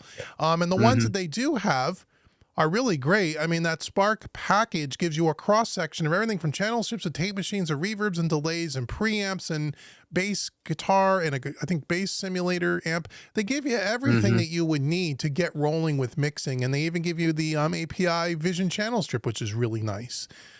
So I think that UAD Spark is pretty cool, but I don't know. I would assume it's going to be a long time before you see all their plugins ported over to native. Yeah. Well, they had put out an announcement a couple months ago that they were going to be the Spark was going to be up for PC in September, and we haven't heard anything about it since. So it's September 24th, and we still haven't seen it. So yeah, but they did say that they were going to have it ported to PC probably by the end of this year. I would imagine they're going to shoot for now. But cool. I mean, I know they're behind the 8 ball. Too. I'm waiting for that too. And they are really light on the CPU usage. Yeah. I mean, I think in I don't know what month it is, probably November or December, I did the MME with the Vision channel strip in the Spark, and I put 40 of them, and it didn't even blip the CPU. So they are. Yeah. That was one of the complaints about Universal Audio is you had to have a big hardware, you had to have a bunch of octos and quads in order to put 40 or 50 of their plugins, especially if you're using channel strips, tape machines, and reverbs. But now with the native, you don't have that problem anymore. So that's that's cool if you like Universal Audio plugins, Yeah. Ian wants to know if we sold all the Universal Audio interfaces. Yes, those have been gone for a while now. I don't have them any longer. We sold them last year maybe, or whenever it was, but yeah, they're gone. It was not long after you decided to keep the Personases that they were gone. Oh, within a couple of weeks. Yeah, it was okay. Personases are in, UADs are out, dude. That was it. Yeah, I wanted to sell them and got some good money for them, and then we turned around and invested in a bunch of other stuff. So yeah. So those are getting the Personases are working fine. I mean, they've been going along without a hitch so far. So, I mean, I haven't had any issues with them. I mean, thank goodness. So that's really cool. What else? Now, you recently updated to the Mac Studio. I did. Not on the console. On your in the box rig. Yeah. And because we have the M1 Mac Mini on the console. The original M1. The first generation, yes. When it first came out. would it you like just really quick if you want to talk about what your impressions are of the Mac Studio as compared to your previous iMac? Oh, well, You there's know no, what I mean? well, here it is for audio. It's the, even the previous iMac was overkill. I mean, because Yeah. I buy computers for this rig based on video capabilities because of all the videos I do and all this stuff, live streaming and video editing in particular. And the Yeah. new Mac Studio, from a video perspective, editing, uploading, all that stuff, it blows that 2020, the last iMac that was ever made with an Intel, and I had it with the highest, it was an i10 or i9, whatever it was, the highest level that they could get. It's twice as fast as that easily. I mean, it just is. And I got the base model Mac Studio. The Max. The only thing I upgraded is I went to a 2 terabyte hard drive, but it's whatever the base, the $2,000 model, that's the model I got. And it blows away that Intel iMac. It blows it away. The first thing I noticed right away was, I think I told you, was just taking the video footage from when we would film with the 5 cameras on the SSL and just taking it from an SSD and bringing it into your computer on the hard drive was, it had to be 3 or 4 times the speed. What would normally take an hour to dump the video in would happen in 4 minutes. I mean, literally 4 minutes. We would dump like 90 gigs worth of video footage in like 4 minutes. I mean, it was unbelievable how fast it is. It's unbelievable. We were always shooting video in like 20 to 30 minute chunks, and then stopping and uploading, and then do another 20 or 30 minute chunk, stop, upload. And you would upload, because you would have to upload the video and then the 2 audio, the two mic audios. And like it would literally be, like a 15 or 20 minute break in between each filming session to upload all that crap. And you called me up and you said like you plugged it in and you turned around and it was uploaded. It was really strange. And even the video when you export your video out of, I use DaVinci Resolve now, but even out of Final Cut, it used to be pretty much almost real time. So if you had a 24-minute video, it took about 24 minutes to render and export, roughly. Now I could do, like when I did all that MME content, I was doing 30-minute sections, 40-minute sections, and they would literally render in like 3 minutes. And I would sit there and time it. It was like, I almost thought, oh wow, maybe I didn't export it right. It couldn't be. You could have exported 40 minutes in 3 minutes, and it does. So it's really sped up my workflow tremendously for making video content. It's the best $2,000 I probably have ever bought in the studio, and that's no lie. Now for audio, for mixing and all that, it's way overkill. But it's future-proofed. You can look at it that way. It's future-proofed. You have this computer. If you're an audio person, you got a 10-year computer sitting here, because that's what I was saying. The reason I brought it up is because you're seeing like both Colt Caparoon and Warren Hewart are running the Mac Studios. And I was and in their studio, and I was just wondering, like your impression of it was, because we're running the console on a Mac Mini. Because we're not really, because we're just really running the DAW. We're not running any real, I mean, we're running a few plugins, but I mean, it's a handful of plugins. So all that computer really does is just serves as transferring the files in and out of Studio One. So that's a speed demon for the SSL, because we're not really doing anything there. We're just using it as a tape machine. But yeah, the only thing about the Mac Studio you have to be aware of, which I wasn't until the day it showed up, was I thought, because I always go 2 operating systems back because to make sure all the plugins are compatible, all the DAWs. Well, on the Mac Studio, you cannot, they don't make the drivers for them. I read it on Apple's website. You cannot go back from Monterey to Big Sur or to Catalina. You have to run Monterey. Now they have a new one coming out. I don't know what it's called, but Monterey. And I thought, oh crap, what plugins are not going to work? And am I going to have a nightmare? And I will say everything worked flawlessly. The only one that I had problems with was Waves. And if you wanted to run Monterey, you had to be on at least version 13, and I was on version 11 and 12. And so I ended up paying the upgrade package because I wanted all my Waves to work. But every other company, so like Digital Universal Audio, Plugin Alliance, FabFilter, IQ Multimedia, all of these other ones, they just installed and worked. All my DAWs worked. I didn't have any application that didn't work with Monterey. Nothing. Yeah. Yep. And so it was good for me. I was really worried about that, but I was okay with it. Yeah, Abe's point, like you just said too, because he's thinking that a Mac would be a big risk, but if that Mac Studio is that powerful and has that much headroom to it, yeah, I mean, you're gonna buy that thing now, and you're still gonna be running that thing in 5 years without questioning whether you need to upgrade or not. Yeah, again, it really depends on what you're using your computer for. If you're using it for just say audio production, recording, mixing, and songwriting, you're not going to need anything faster than this for a long period of time. It's way overkill for audio. It's not. They say it's made for that, and it is, but unless you're running, 250 track sessions, big orchestrate sections, and those kinds of things, and even that, this thing will chew and spit that up. But it really depends on what you're going to use it for. But for me, anytime I buy a computer in my studio now, it's always with the video end in mind, not the audio, because these things are overkill for audio. And then I want to buy a computer, it's going to last me at least 5 years. It has to last me 5 years. This will last 5 years, no question. For my use, other people may be different. And I'm running all 4K stuff, and it's all 4K video, and I'm not doing anything in 1080 anymore, and it runs just fine. Yeah. What's interesting about that, like you say, is you buy a computer, you expect to have it to last you for 5 years, whereas like I'm a PC guy, and I'm a self-built PC guy. And I have grown accustomed to at least some kind of an upgrade happening every 2 years. There's always something's going to get changed out of my computer every 2 years. And it's been that way for a long time. So like the idea of like having that thing sit there, because you still see some guys out there running trash cans. I ran a trash can for a long time. And like you still see that. It's like, and like for me, as a PC guy, it's like, just the idea of like okay, like the one I have here now is just about to become 2 generations old.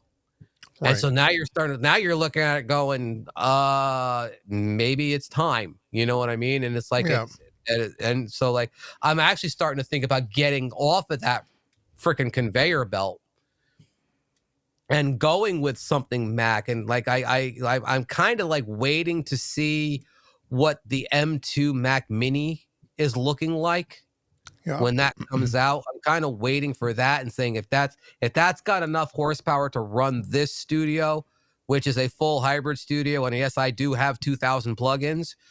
If it's enough horsepower to run that, I may just opt to that. But if it doesn't have quite enough, I may actually just go for a studio myself. Same one you got.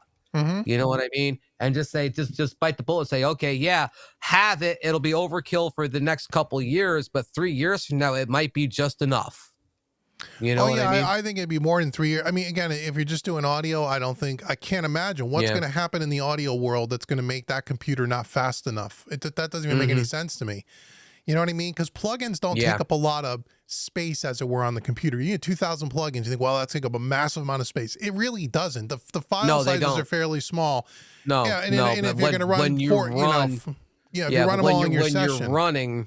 If you're running five plugins per channel on a 50-channel mix, that's a lot of computer horsepower running. But I was doing something not quite that much, but not too far away from that on my trash can from 2013, and it was running. So I think you would find, and I think the Mac Mini M2 would probably do just fine too. The only limitation then is maybe the ports and how many ports you have or don't have. Ooh, Bobby Booth just said a bad word. What did he say? Atmos. What about it? He's just even bringing that up. I mean, like, no, we're not going to be doing anything Atmos for a very long time, if ever. Thank you. I watched a couple of studio tours of, I think, Bob Clearmountain and Chris Lord-Alge setting up for Atmos, and boy, oh boy. I mean, it looks like a lot of fun. Oh, it looks awesome, but oh my God, man. I can't go into the poorhouse set up my studio for that. The number of speakers you have to have running to run an Atmos mix is like, oh my God, no. George, Acoustica plugins are extremely heavy. Yeah, I know. I had a crap ton of Acoustica plugins. I sold a bunch of them because it's like, you know, I mean, for two reasons. One, yeah, they are stupid heavy plugins. And two, to be honest with you, they're fiddly. Like their interfaces are fiddly. You know, like they're just. I mean, and honestly, like I kept a few of them and I use them because they do sound great. I mean, like I'll be honest with you, their Cola, the Cola 2 channel strip is still, it's an amazing strip, channel strip. The compressor in that thing is one of the smoothest compressors you're ever going to use.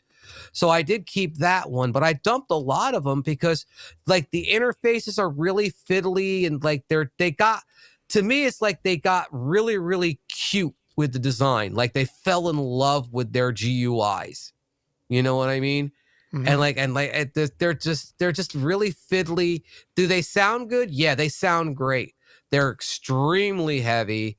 And like I said, and I'm not, I just the GUIs kind of like drive me nuts after a while. So yeah, but Acousticas are awesome. I get the people who got them. Hey, I sold probably 36 licenses without a problem. People were just like, because I was selling them in groups of 8 because I wanted to sell a bunch of them. You can only sell 5 groups before they won't let you do anymore. I had guys just sending me lists like, send me all of these. It was like, wow, okay, no problem. Here you go. Send me a PayPal. You have them, you know?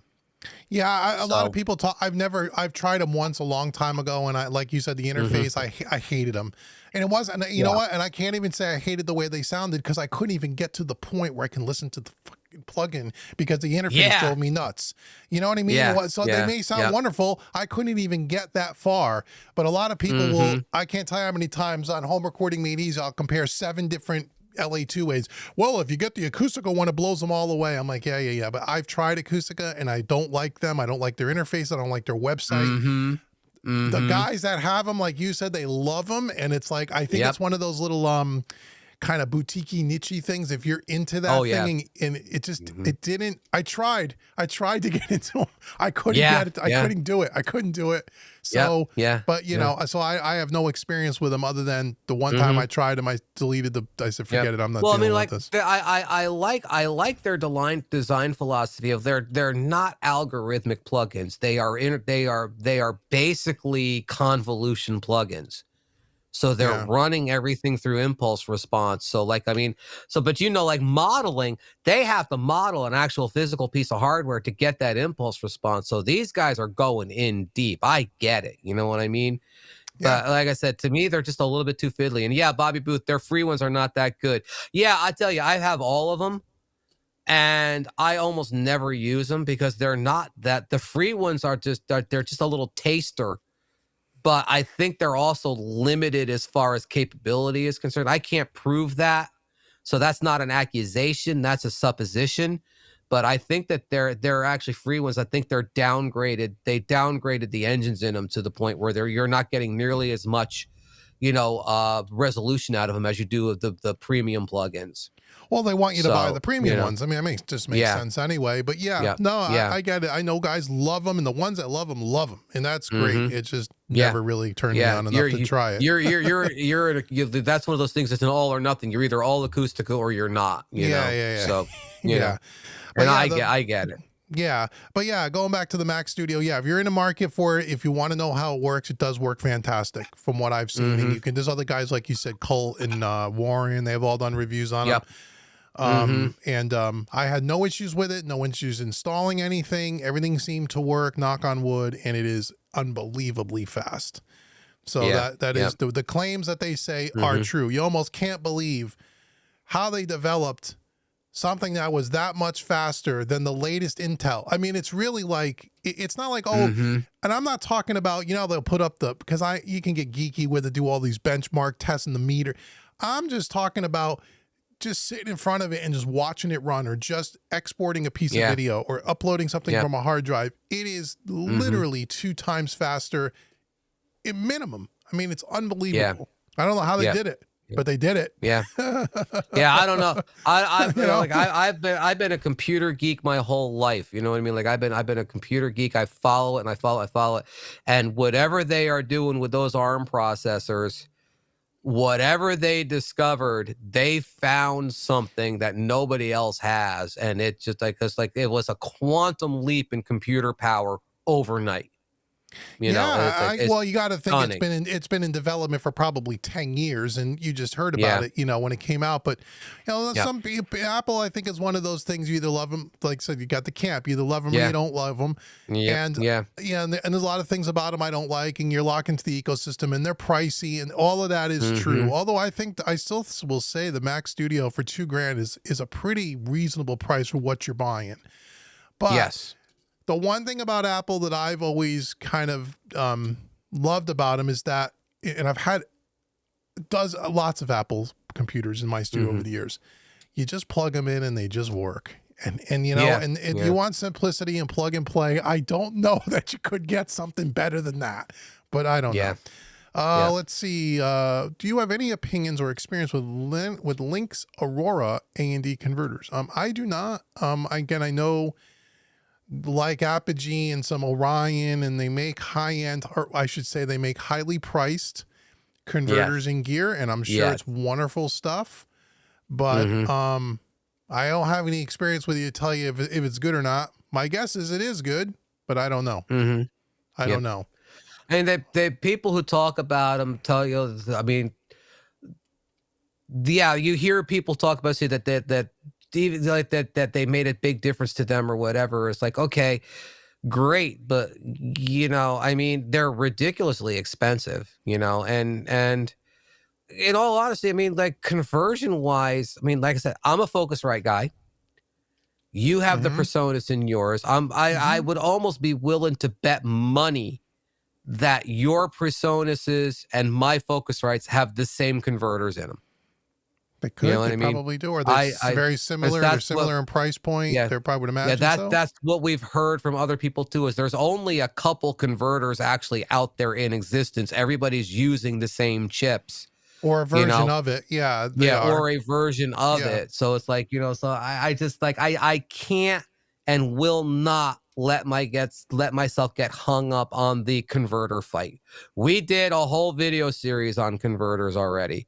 On those two particular units, but we have not. I've yet to hear, and maybe there is. Like I said, I've yet to hear for myself, not what someone told me on YouTube, because part of we're the guys telling people on YouTube. But the one thing that we can say is we're giving you information for with real world. We're telling you we've actually put our hands on it and tested it, and this is what we think or hear or don't hear.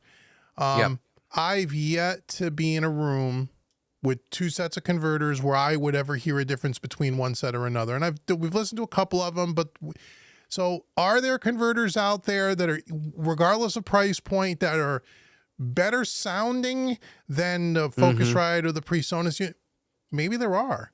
I've yet to find one that would, or is it significant enough to where you would justify the way additional cost? Maybe there are. Maybe there are. I don't know that, but I haven't heard those yet. And so I mean, I think it's a use case thing too. It's like, okay, here I am in my little bedroom studio. You know what I mean? And like, and I'm not working with multi-million-dollar clientele, in a studio that costs, millions of dollars to build. I'm not in that studio and I'm not doing that kind of work. I'm not a mastering engineer either. I mean, if I was a mastering engineer, I would imagine I'd probably be, because like they use converters that are, like tens of thousands of dollars. And, and I get that. I mean, but like a mastering engineer is sitting in front of $100,000 worth of equipment on a desk this big, So like, I mean, I get that. But like I said, I mean, like I'm not working at a level where I'm going to really reap any benefit from putting that kind of an investment in. You know what I'm saying? Well, no, I guess I would else to pay. Right. I think it's like anything in, your whole studio is a system, right? And so it's whether you're working with software and just a computer, it's always as good as your weakest link. And so it really depends. Where do you want to focus your money and where are you? I mean, again, just like with anything, I don't know that just simply buying higher level converters is not going to make the difference between you turning out good music and good productions and not. It's not. It really truly isn't. I don't think, and again, I could be wrong. I've reached out to several companies. I've tried to try to get a couple of different units in here just so we could talk about it and just learn for ourselves. Because again, there's a lot of people out there in the peanut gallery. And I actually got on Zoom with a couple of these people, which, you know, we never really talked about, which is, you know, a couple of our viewers, you know, that they're the expert. You know, our test is all bullshit. They did this idea. Like, Greg, get on Zoom and tell me about your test. In about 15 minutes into the conversation, I already knew that this person didn't, you know what I mean? They drank the Kool-Aid. And they didn't know what they were talking about. So because you know, Kaiser just said in the chat too, Burr Brown converters are strictly the best, but cost a fortune. Well, they're the best based on what? Now Burl converters. They're the best based upon what? Yeah, exactly. Well, Burl converters is a different animal. Burl converters are, at least they're more popular. I don't know about all their product line. They are built to have coloration and transformer bass into their sound, where most digital audio and audio digital converters are supposed to be, or built to be around transparent, where you don't hear them. So now when people use Burl converters, they're using it as kind of what you talked about earlier, in part to hit them hard, to get them around some iron, to make kind of a color box out of it. That's a little bit of a different product. Not that that's not great. I'm sure they're fantastic, and I've never heard anyone say anything negative about a Burl converter, ever. They all say they love them, but they're a little bit of a different animal than a traditional converter, which is really supposed to be transparent. We don't want to hear them, have high headroom, and that's a little different. So yeah, I'm sure the Burls are great. I know people that have them that love them, but they have them for a different reason. It's not just the conversion piece of it. It's the coloration piece of it. See. Yeah, there's a comment in there now from a name that I am not even going to try to say, where he puts in here, as a mastering engineer, he uses Crane Song and Interstellar, you know, but they are something else. But in mixing, I could live with a much cheaper. Yeah, exactly. In mixing, the converter, unless, like you say, you're using like a Burl where you're trying to get the Burl color into it, the converter is not being taxed in a mix. I mean, you are not sending audio through your converters at 100 dB. You know what I mean? You're just flat out not. So in mixing, the converter headroom and all the rest of it, that really has no impact on it at all, because you're not even approaching the limitations of the converter where that stuff would start kicking in. So, you know. Yeah, so mastering's a different animal, and I'm not a mastering, you know, as a proper, as it were, engineer. So those guys have a different set of requirements, and that's different. So I could understand that. And Bobby makes a very good point. He's right. The weakest link is always the person sitting in front of the screen or console, and that's absolutely true. Meaning that it's not the gear, it's you most of the time. Yeah, exactly right. Yeah, it really truly is. I mean, again, not to say that there's not great gear, you know, again, and there is also, you know, price points and what you get for those price points, and sometimes you get what you pay for. That's certainly all a part of it. But unless someone can put, like I said, we only tested 2 units, and to be fair, those 2 units are really in the same price point for feature of each other. Yes, they are. We didn't compare a PreSonus Quantum to a high-end Apogee that only did A to D, D to A. Yeah, but the Universal Audio units have a lot more features in the Universal Audio units. That is part of that higher price point. But if you stripped all those features out, and if you were just looking at the conversion side of it, they're in the same ballpark price-wise, which means they're probably could be the same chip. That's why I don't think we really saw a sound difference, because we're really kind of comparing the same kind of unit. Yeah, I think. Yeah, that's what I think. But I'm not an expert in this stuff. But that's what I think. Well, like I said too, you know, at the same time too, like talking about people drinking the Kool-Aid, is a lot of people who were objecting to our test on that one were you know, like that, you know, like Universal Audio just sounds so much better than and okay, let's talk about what part of the Universal Audio interface sounds so much better. We were talking about strictly conversion, strictly audio to digital and digital back to audio. We were not using or addressing the preamp part of the interface at all. in that. Oh, well, no, because each one of those don't have the 2 units we tested don't have preamps on them. But this is the point too. Is a lot of people who were always insisting that UAD sounds so much better than PreSonus does, or whatever, is because and I will grant UAD this: they do have really, really good preamps in their interfaces, probably better than my Focusrite, probably better than a PreSonus. Probably. But we were not addressing that. No. And I think that's the problem we ran into a lot with that, is because people were associating the sound of the preamps to the sound of the converters, and they're not the same thing. So, and I think that may have been part of the issue with that too. Christopher James, the 4848 is out of production. The current model is out of production. That's all I could tell you. That's all I'll tell you. The current one is not being made because of part shortages, the world supply chain issues, and all of that. Yeah.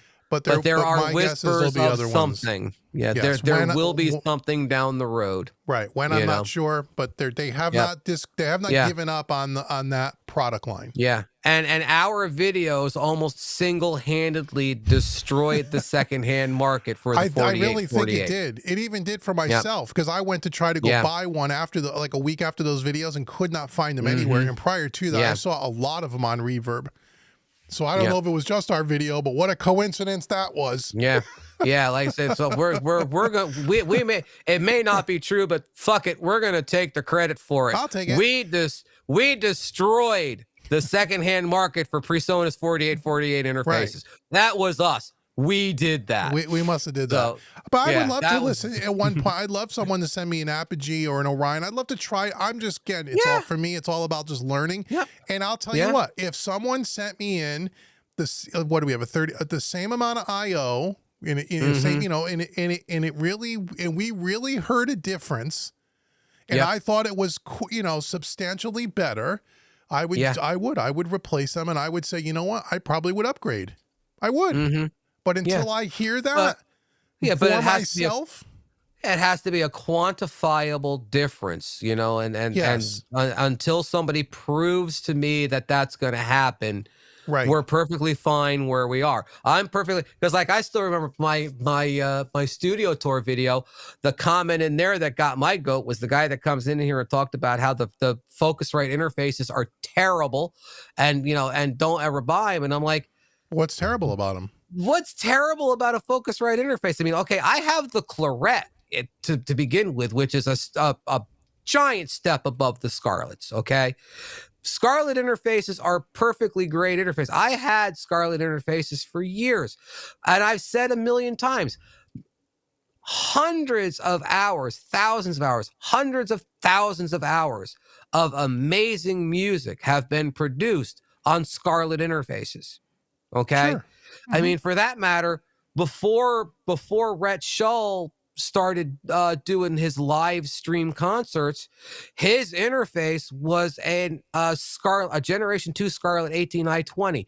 So if you go back and watch older videos of Rhett Shull's and listen to the music he was producing out of that thing, his music sounds amazing on that interface.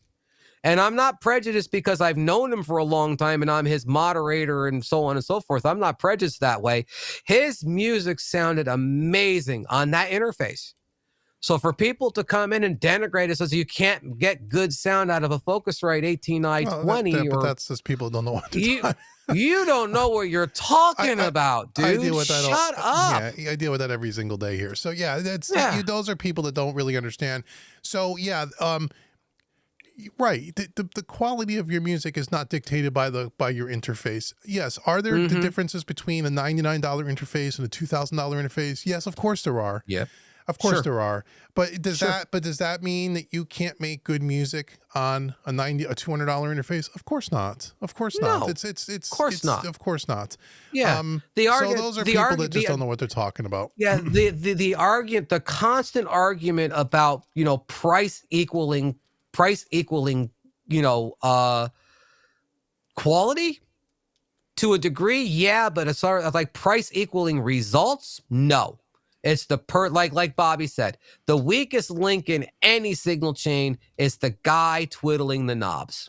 That's Right. the weakest link in any signal chain, because the technology has gotten so far beyond, what was available in the past, that, you have if you can't get a good sound out of a $99 PreSonus interface, it's because you can't get a good sound out of it, not because the thing doesn't have it in it. Right. Yeah. I think that's So, true with most gear today. Most gear today is made so well. It really depends on what you're trying to do, and sometimes it's unfair to compare real high-end gear to really inexpensive, affordable gear. Well, they're not for the same use case, and they're not for the same kind of user. And you just got to keep all of that in mind. And the people that make those kinds of comments, they don't know what they're talking about. They just don't know what they're talking about. And so that's just that's the internet. So what are you gonna do? Bobby still has the Fader Port Classic. I still have the Fader Port Classic. Yeah, that's a nice one. I have the newer version, but if I would have been perfectly fine with the original Fader Port. It does the job. The buttons work, the fader works. What's the point? I don't know. There's no sound. It's just a controller. Know? But the point of it is there's a newer, improved version, but the old version works just fine. I agree. I agree. But that's the thing about gear. You could go down the rabbit hole of all this equipment stuff, and in the end, it really is all about who's using it, and it's about what you're trying to do with it. And in the end, like you said, most times it's you. It's not the gear. The gear is nothing more than just a set of tools. And for us, it's at least analog and digital. It's all about just workflow mostly. Mostly, yes, there is a sound difference in some of it. Sure, there is. Yeah, but we've taken the stance too that there is an advantage to analog, and we've talked about it in videos. There is an advantage to analog, but that still does not in any way for us suggest that you can't get great results in the box. Of course you can. It's a different thing. So it's like like the whole analog versus digital thing is, digital's fine. You can get great mixes out of digital. We just like working in analog better. That's what it comes down to in the end. We don't have any experience with the Big Six. And it's new too. I mean, for us, the analog thing is more new too. So it's like the shiny new thing it's the shiny new thing in the room. So I'm really only a year into the real serious analog side of it. So it's new, and it's part of that journey and part of having that fun experience. And there is a difference, and that's all it is. So the Big Six, I've never used it, but SSL makes good products. So I would be surprised if it wasn't any good. And hell, it's got the bus compressor in it, so it can't be all bad. I mean, hell. Yeah, no, and again, it's pretty pricey. I mean, I think that's like a $3,000 mixer, and it's like, whoa, that seems like a lot of money for a tabletop mixer. But but it's also because it has the bus compressor in it, and the bus compressor is a big ticket item. Well, it's right. I mean, it's yes, it is. You're right. It's probably a third of the cost. So I'm sure it's great, like I said, but I've never personally used it, so I don't know how it sounds. But I can't imagine anything that they would put out is not good quality stuff. I just can't buy that. I can't imagine. So I don't know. Let's see. Many of his audio students, cannot afford proper monitors or basic room treatment. There are only ways to get the job done with headphones. Great. Open back or close back for mixing. What do you think? I've used both. Traditionally, people like open back, and most times that's true, but there are a couple of companies that make close back that are really, really good, especially in the low end. I have the Neumanns that I like. They're closed back. Focal now makes a set that are closed back that are really good for mixing. But traditionally, I've used open back Sennheisers and stuff, and they're really good. So typically open back, but if you want closed back, they're a little bit more pricey, and you gotta try them. But I use closed back now. Yeah, I have a pair of Sennheisers open back, the HD 600s and the HD 660s. Yeah. And I just basically, those are what I use, but I'm not going to sit here and say one is better than the other. I will say this, as far as the headphone argument is concerned, if you want to have the entire headphone argument completely destroyed in one thing, I will tell you this much. Uh, Crap. Again, my vocabulary is failing me. Who's the mixer that just went from analog to digital? Crap. Oh yeah, Andrew Sheps. Andrew Sheps is mixing in the box on a pair of Sony 7506. They're $100 closed back studio monitor headphones. That's what he mixes on. So, and again, I say the same thing with Andrew Sheps. Andrew Sheps in the box or analog or whatever does amazing mixes. He is doing amazing mixes on $100 pair of Sony studio monitor headphones. Yeah, because it's whatever you're used to. Get so whatever you use, just use them. You know what I mean? Well, and the real key is, as our mastering engineer friend here will know for sure more than us, is that you got to listen to a lot of commercial release music on whatever you're listening, whatever you're monitoring with, to know what a commercially released, mastered, proper sounding track sounds like on whatever particular headphones you're using. And then you can compensate for that in your own productions. That to me is more important than whether it's perfectly flat and all of that stuff. Because I mean, even with studio monitors, I mean, for the last 40 years up until recent times, everyone mixed on NS10s, which are probably some of the most horrendous sounding speakers ever made. And they did it like that for a reason. They knew what those sounded like. They knew what commercially sounded music sounded like. And if their production sounded the same, they knew that the mix was going to translate. And that's all that really mattered in the end. You know? So I really think it depends on whatever you're comfortable with, whatever your budget can allow, because he said his students don't have a lot of money for proper monitor, proper acoustic treatment.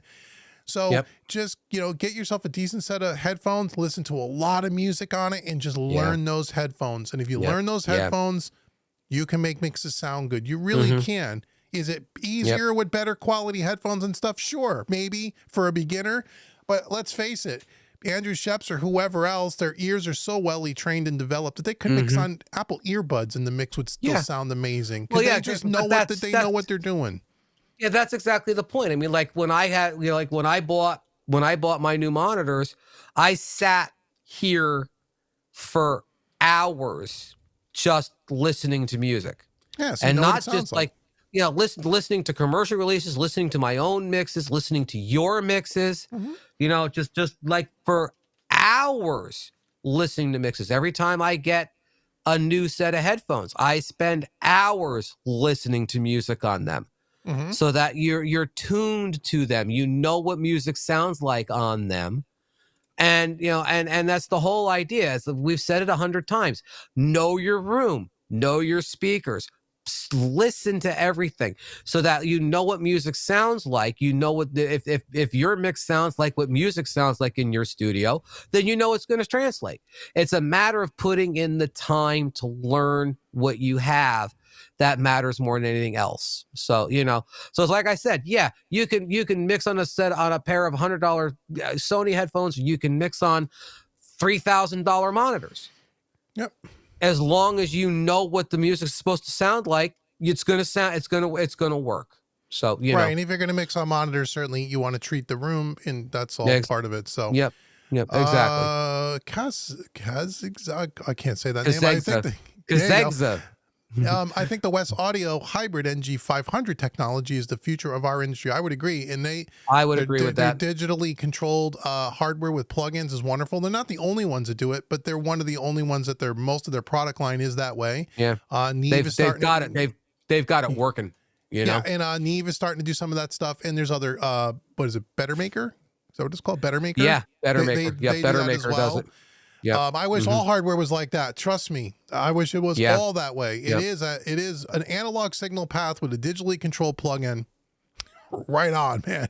But damn straight, boy. Yep. Not everybody's up to snuff on that yet. Yeah. I don't have any of that in here, so I am constantly leaning down, and you know, I am constantly down on the floor, and you know, that's how I roll.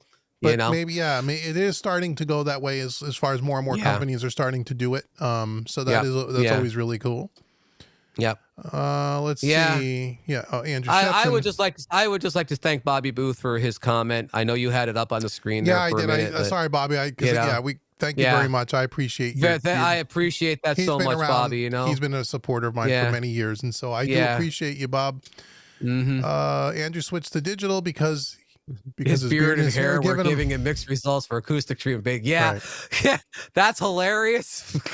I can't wait for the day when when one day we're going to see a video where Andrew Sheps is back in the new studio with a new Neve console, and everyone's going to lose their mind. Yeah, right. Yeah, or even better, like Andrew.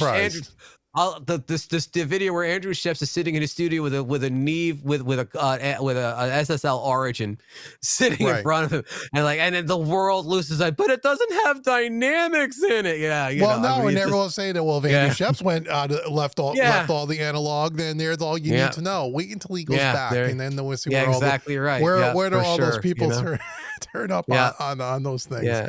So, there's another comment up there from Christopher James Creative Space that we are living the dream. Yeah, bro. I didn't see it. It's right above Kazeng's West Audio comment. Oh, I got it now. Yep, go. Sorry, missed it. This I love this, dude, because you're absolutely right, man. Like, it is so cool for the two of us to have this. It really is. I mean, like, I don't, it's something that I never take for granted, is the fact that, like, the two of us have something here that a lot of guys would love to have going on. Oh yeah. It's like we both have really cool, we both have really cool spaces to work with. And, our friendship means so much to me. Yeah. This is a fun thing to share. You can't do, you could, but I always thought going in down this path, it would be so much more fun to share it with a friend and to just have these kind of conversations. I mean, what better way to spend the Saturday night than to be shooting shit with your buddies and guys online and just talking about stuff and having fun. Yeah. And to me, this whole industry is really all about the fun factor. It has to be part of it. And so it is wicked, wicked fun. And, we get caught up in all the geeky stuff, and we like this and we like that, and you don't know, but in the end, it's all about having fun and sharing it with friends. And so I wouldn't have gotten as far along with this as quickly without having Dave involved. And we have a lot of cool creative ideas that we're sharing, and we know it's helping people. And to me, that's the really great thing, is that for the most part, we help a lot of people, and we get so many great comments and emails, and like people are just digging what we're doing. And, because it's so cool, because what we're doing is not contrived, and it's not scripted, and it's not overly produced. It's underproduced.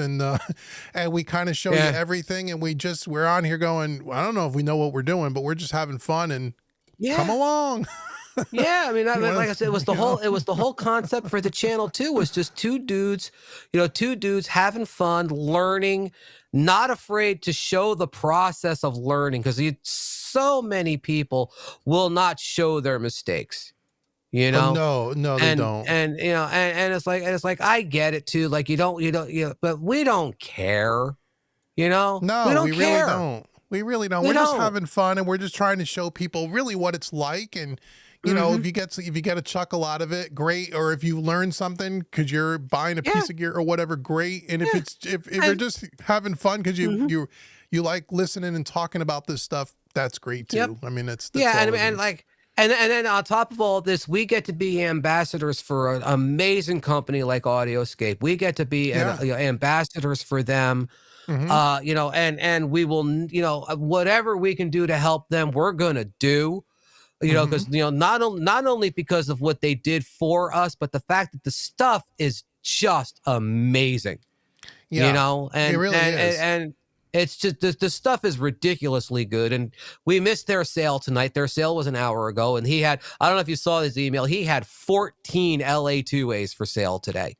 Oh, no, I didn't see that. Really? They had 14 LA2As on the rack. He doesn't normally have that. Like, how the hell did you build 14 of them? So because he was probably putting them on sale, so he wanted to have an extra in stock. So he 14 of the damn things, and like I was, if I had the rack space for one of them, I may have called him, but it's like, but like I said, it was so like it's the coolest thing in the world to get to do what we do and have people like you guys actually give a crap. Yeah, we're kind of surprised because we thought. I didn't know when we started the channel. I said, "Hey, we're gonna watch this guy." Who the hell's gonna watch this? I think the thing that opened my eyes for me that this was actually something was when we did the rebuild, and he said, just for the hell of it, let's just turn the camera on. You know what I mean? Let's turn the camera on. Let's just live stream it. So we did a 6-hour live stream of us just rebuilding the racks, and there were like 20 or 30 people that rode with us for that whole 6 hours. Yeah, and you're sitting here and you're looking at yourselves like. And I said, look at that, 20 people that don't have lives, because what other possible reason could you have than to sit there and watch us do this?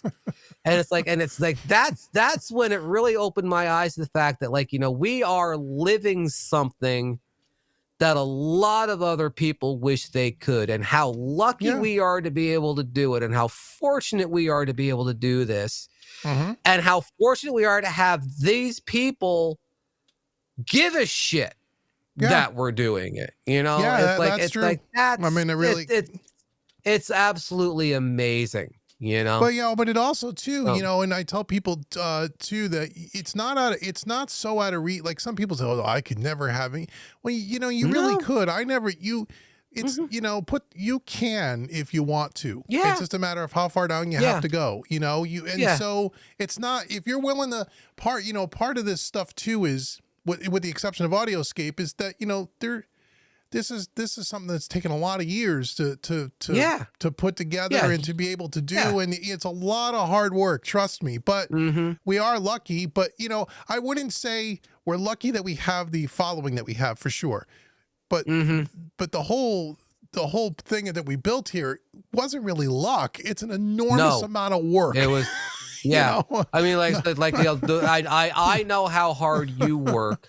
It's so much work, you have no idea. Yeah, I know how hard you work, and then I spend 60 hours in a car dealership every week. Yeah, it's a lot. It's a lot to do. Yeah. So, but I'm glad it helps people, or people are at least enjoying the journey. Kaiser says, I laugh when people are complaining, saying that SSL consoles don't have automation. Well, most consoles, unless you spend a lot of money, don't have automation. You know, and you can automate in the box. So it's like it's such a simple problem to solve. Bobby Booth says, it's just me and my wife here. She doesn't know what I'm talking about. I get that. This is one of the reasons too. Like I have, you know, one advantage over most people, and some people will call it a disadvantage. I don't care. I don't have any baggage. I am single. I don't have kids. I get to spend my money on whatever the fuck I want to spend my money that's on. Why you have all that studio gear, you know. And so basically, like, you know, at the end of the month, when my bills are all paid, what I have left over is mine. So like I said, I'm a parts department manager in a car dealership. I spend 60 hours a week at my job. Okay, so when I come home, I want those hours to count for something. Yeah, well, so it's your hobby. You like it. This is what it does. This is, with that job, I have this. So, you know, you could spend money on a lot worse things. Yeah, right. For sure. So that's really cool.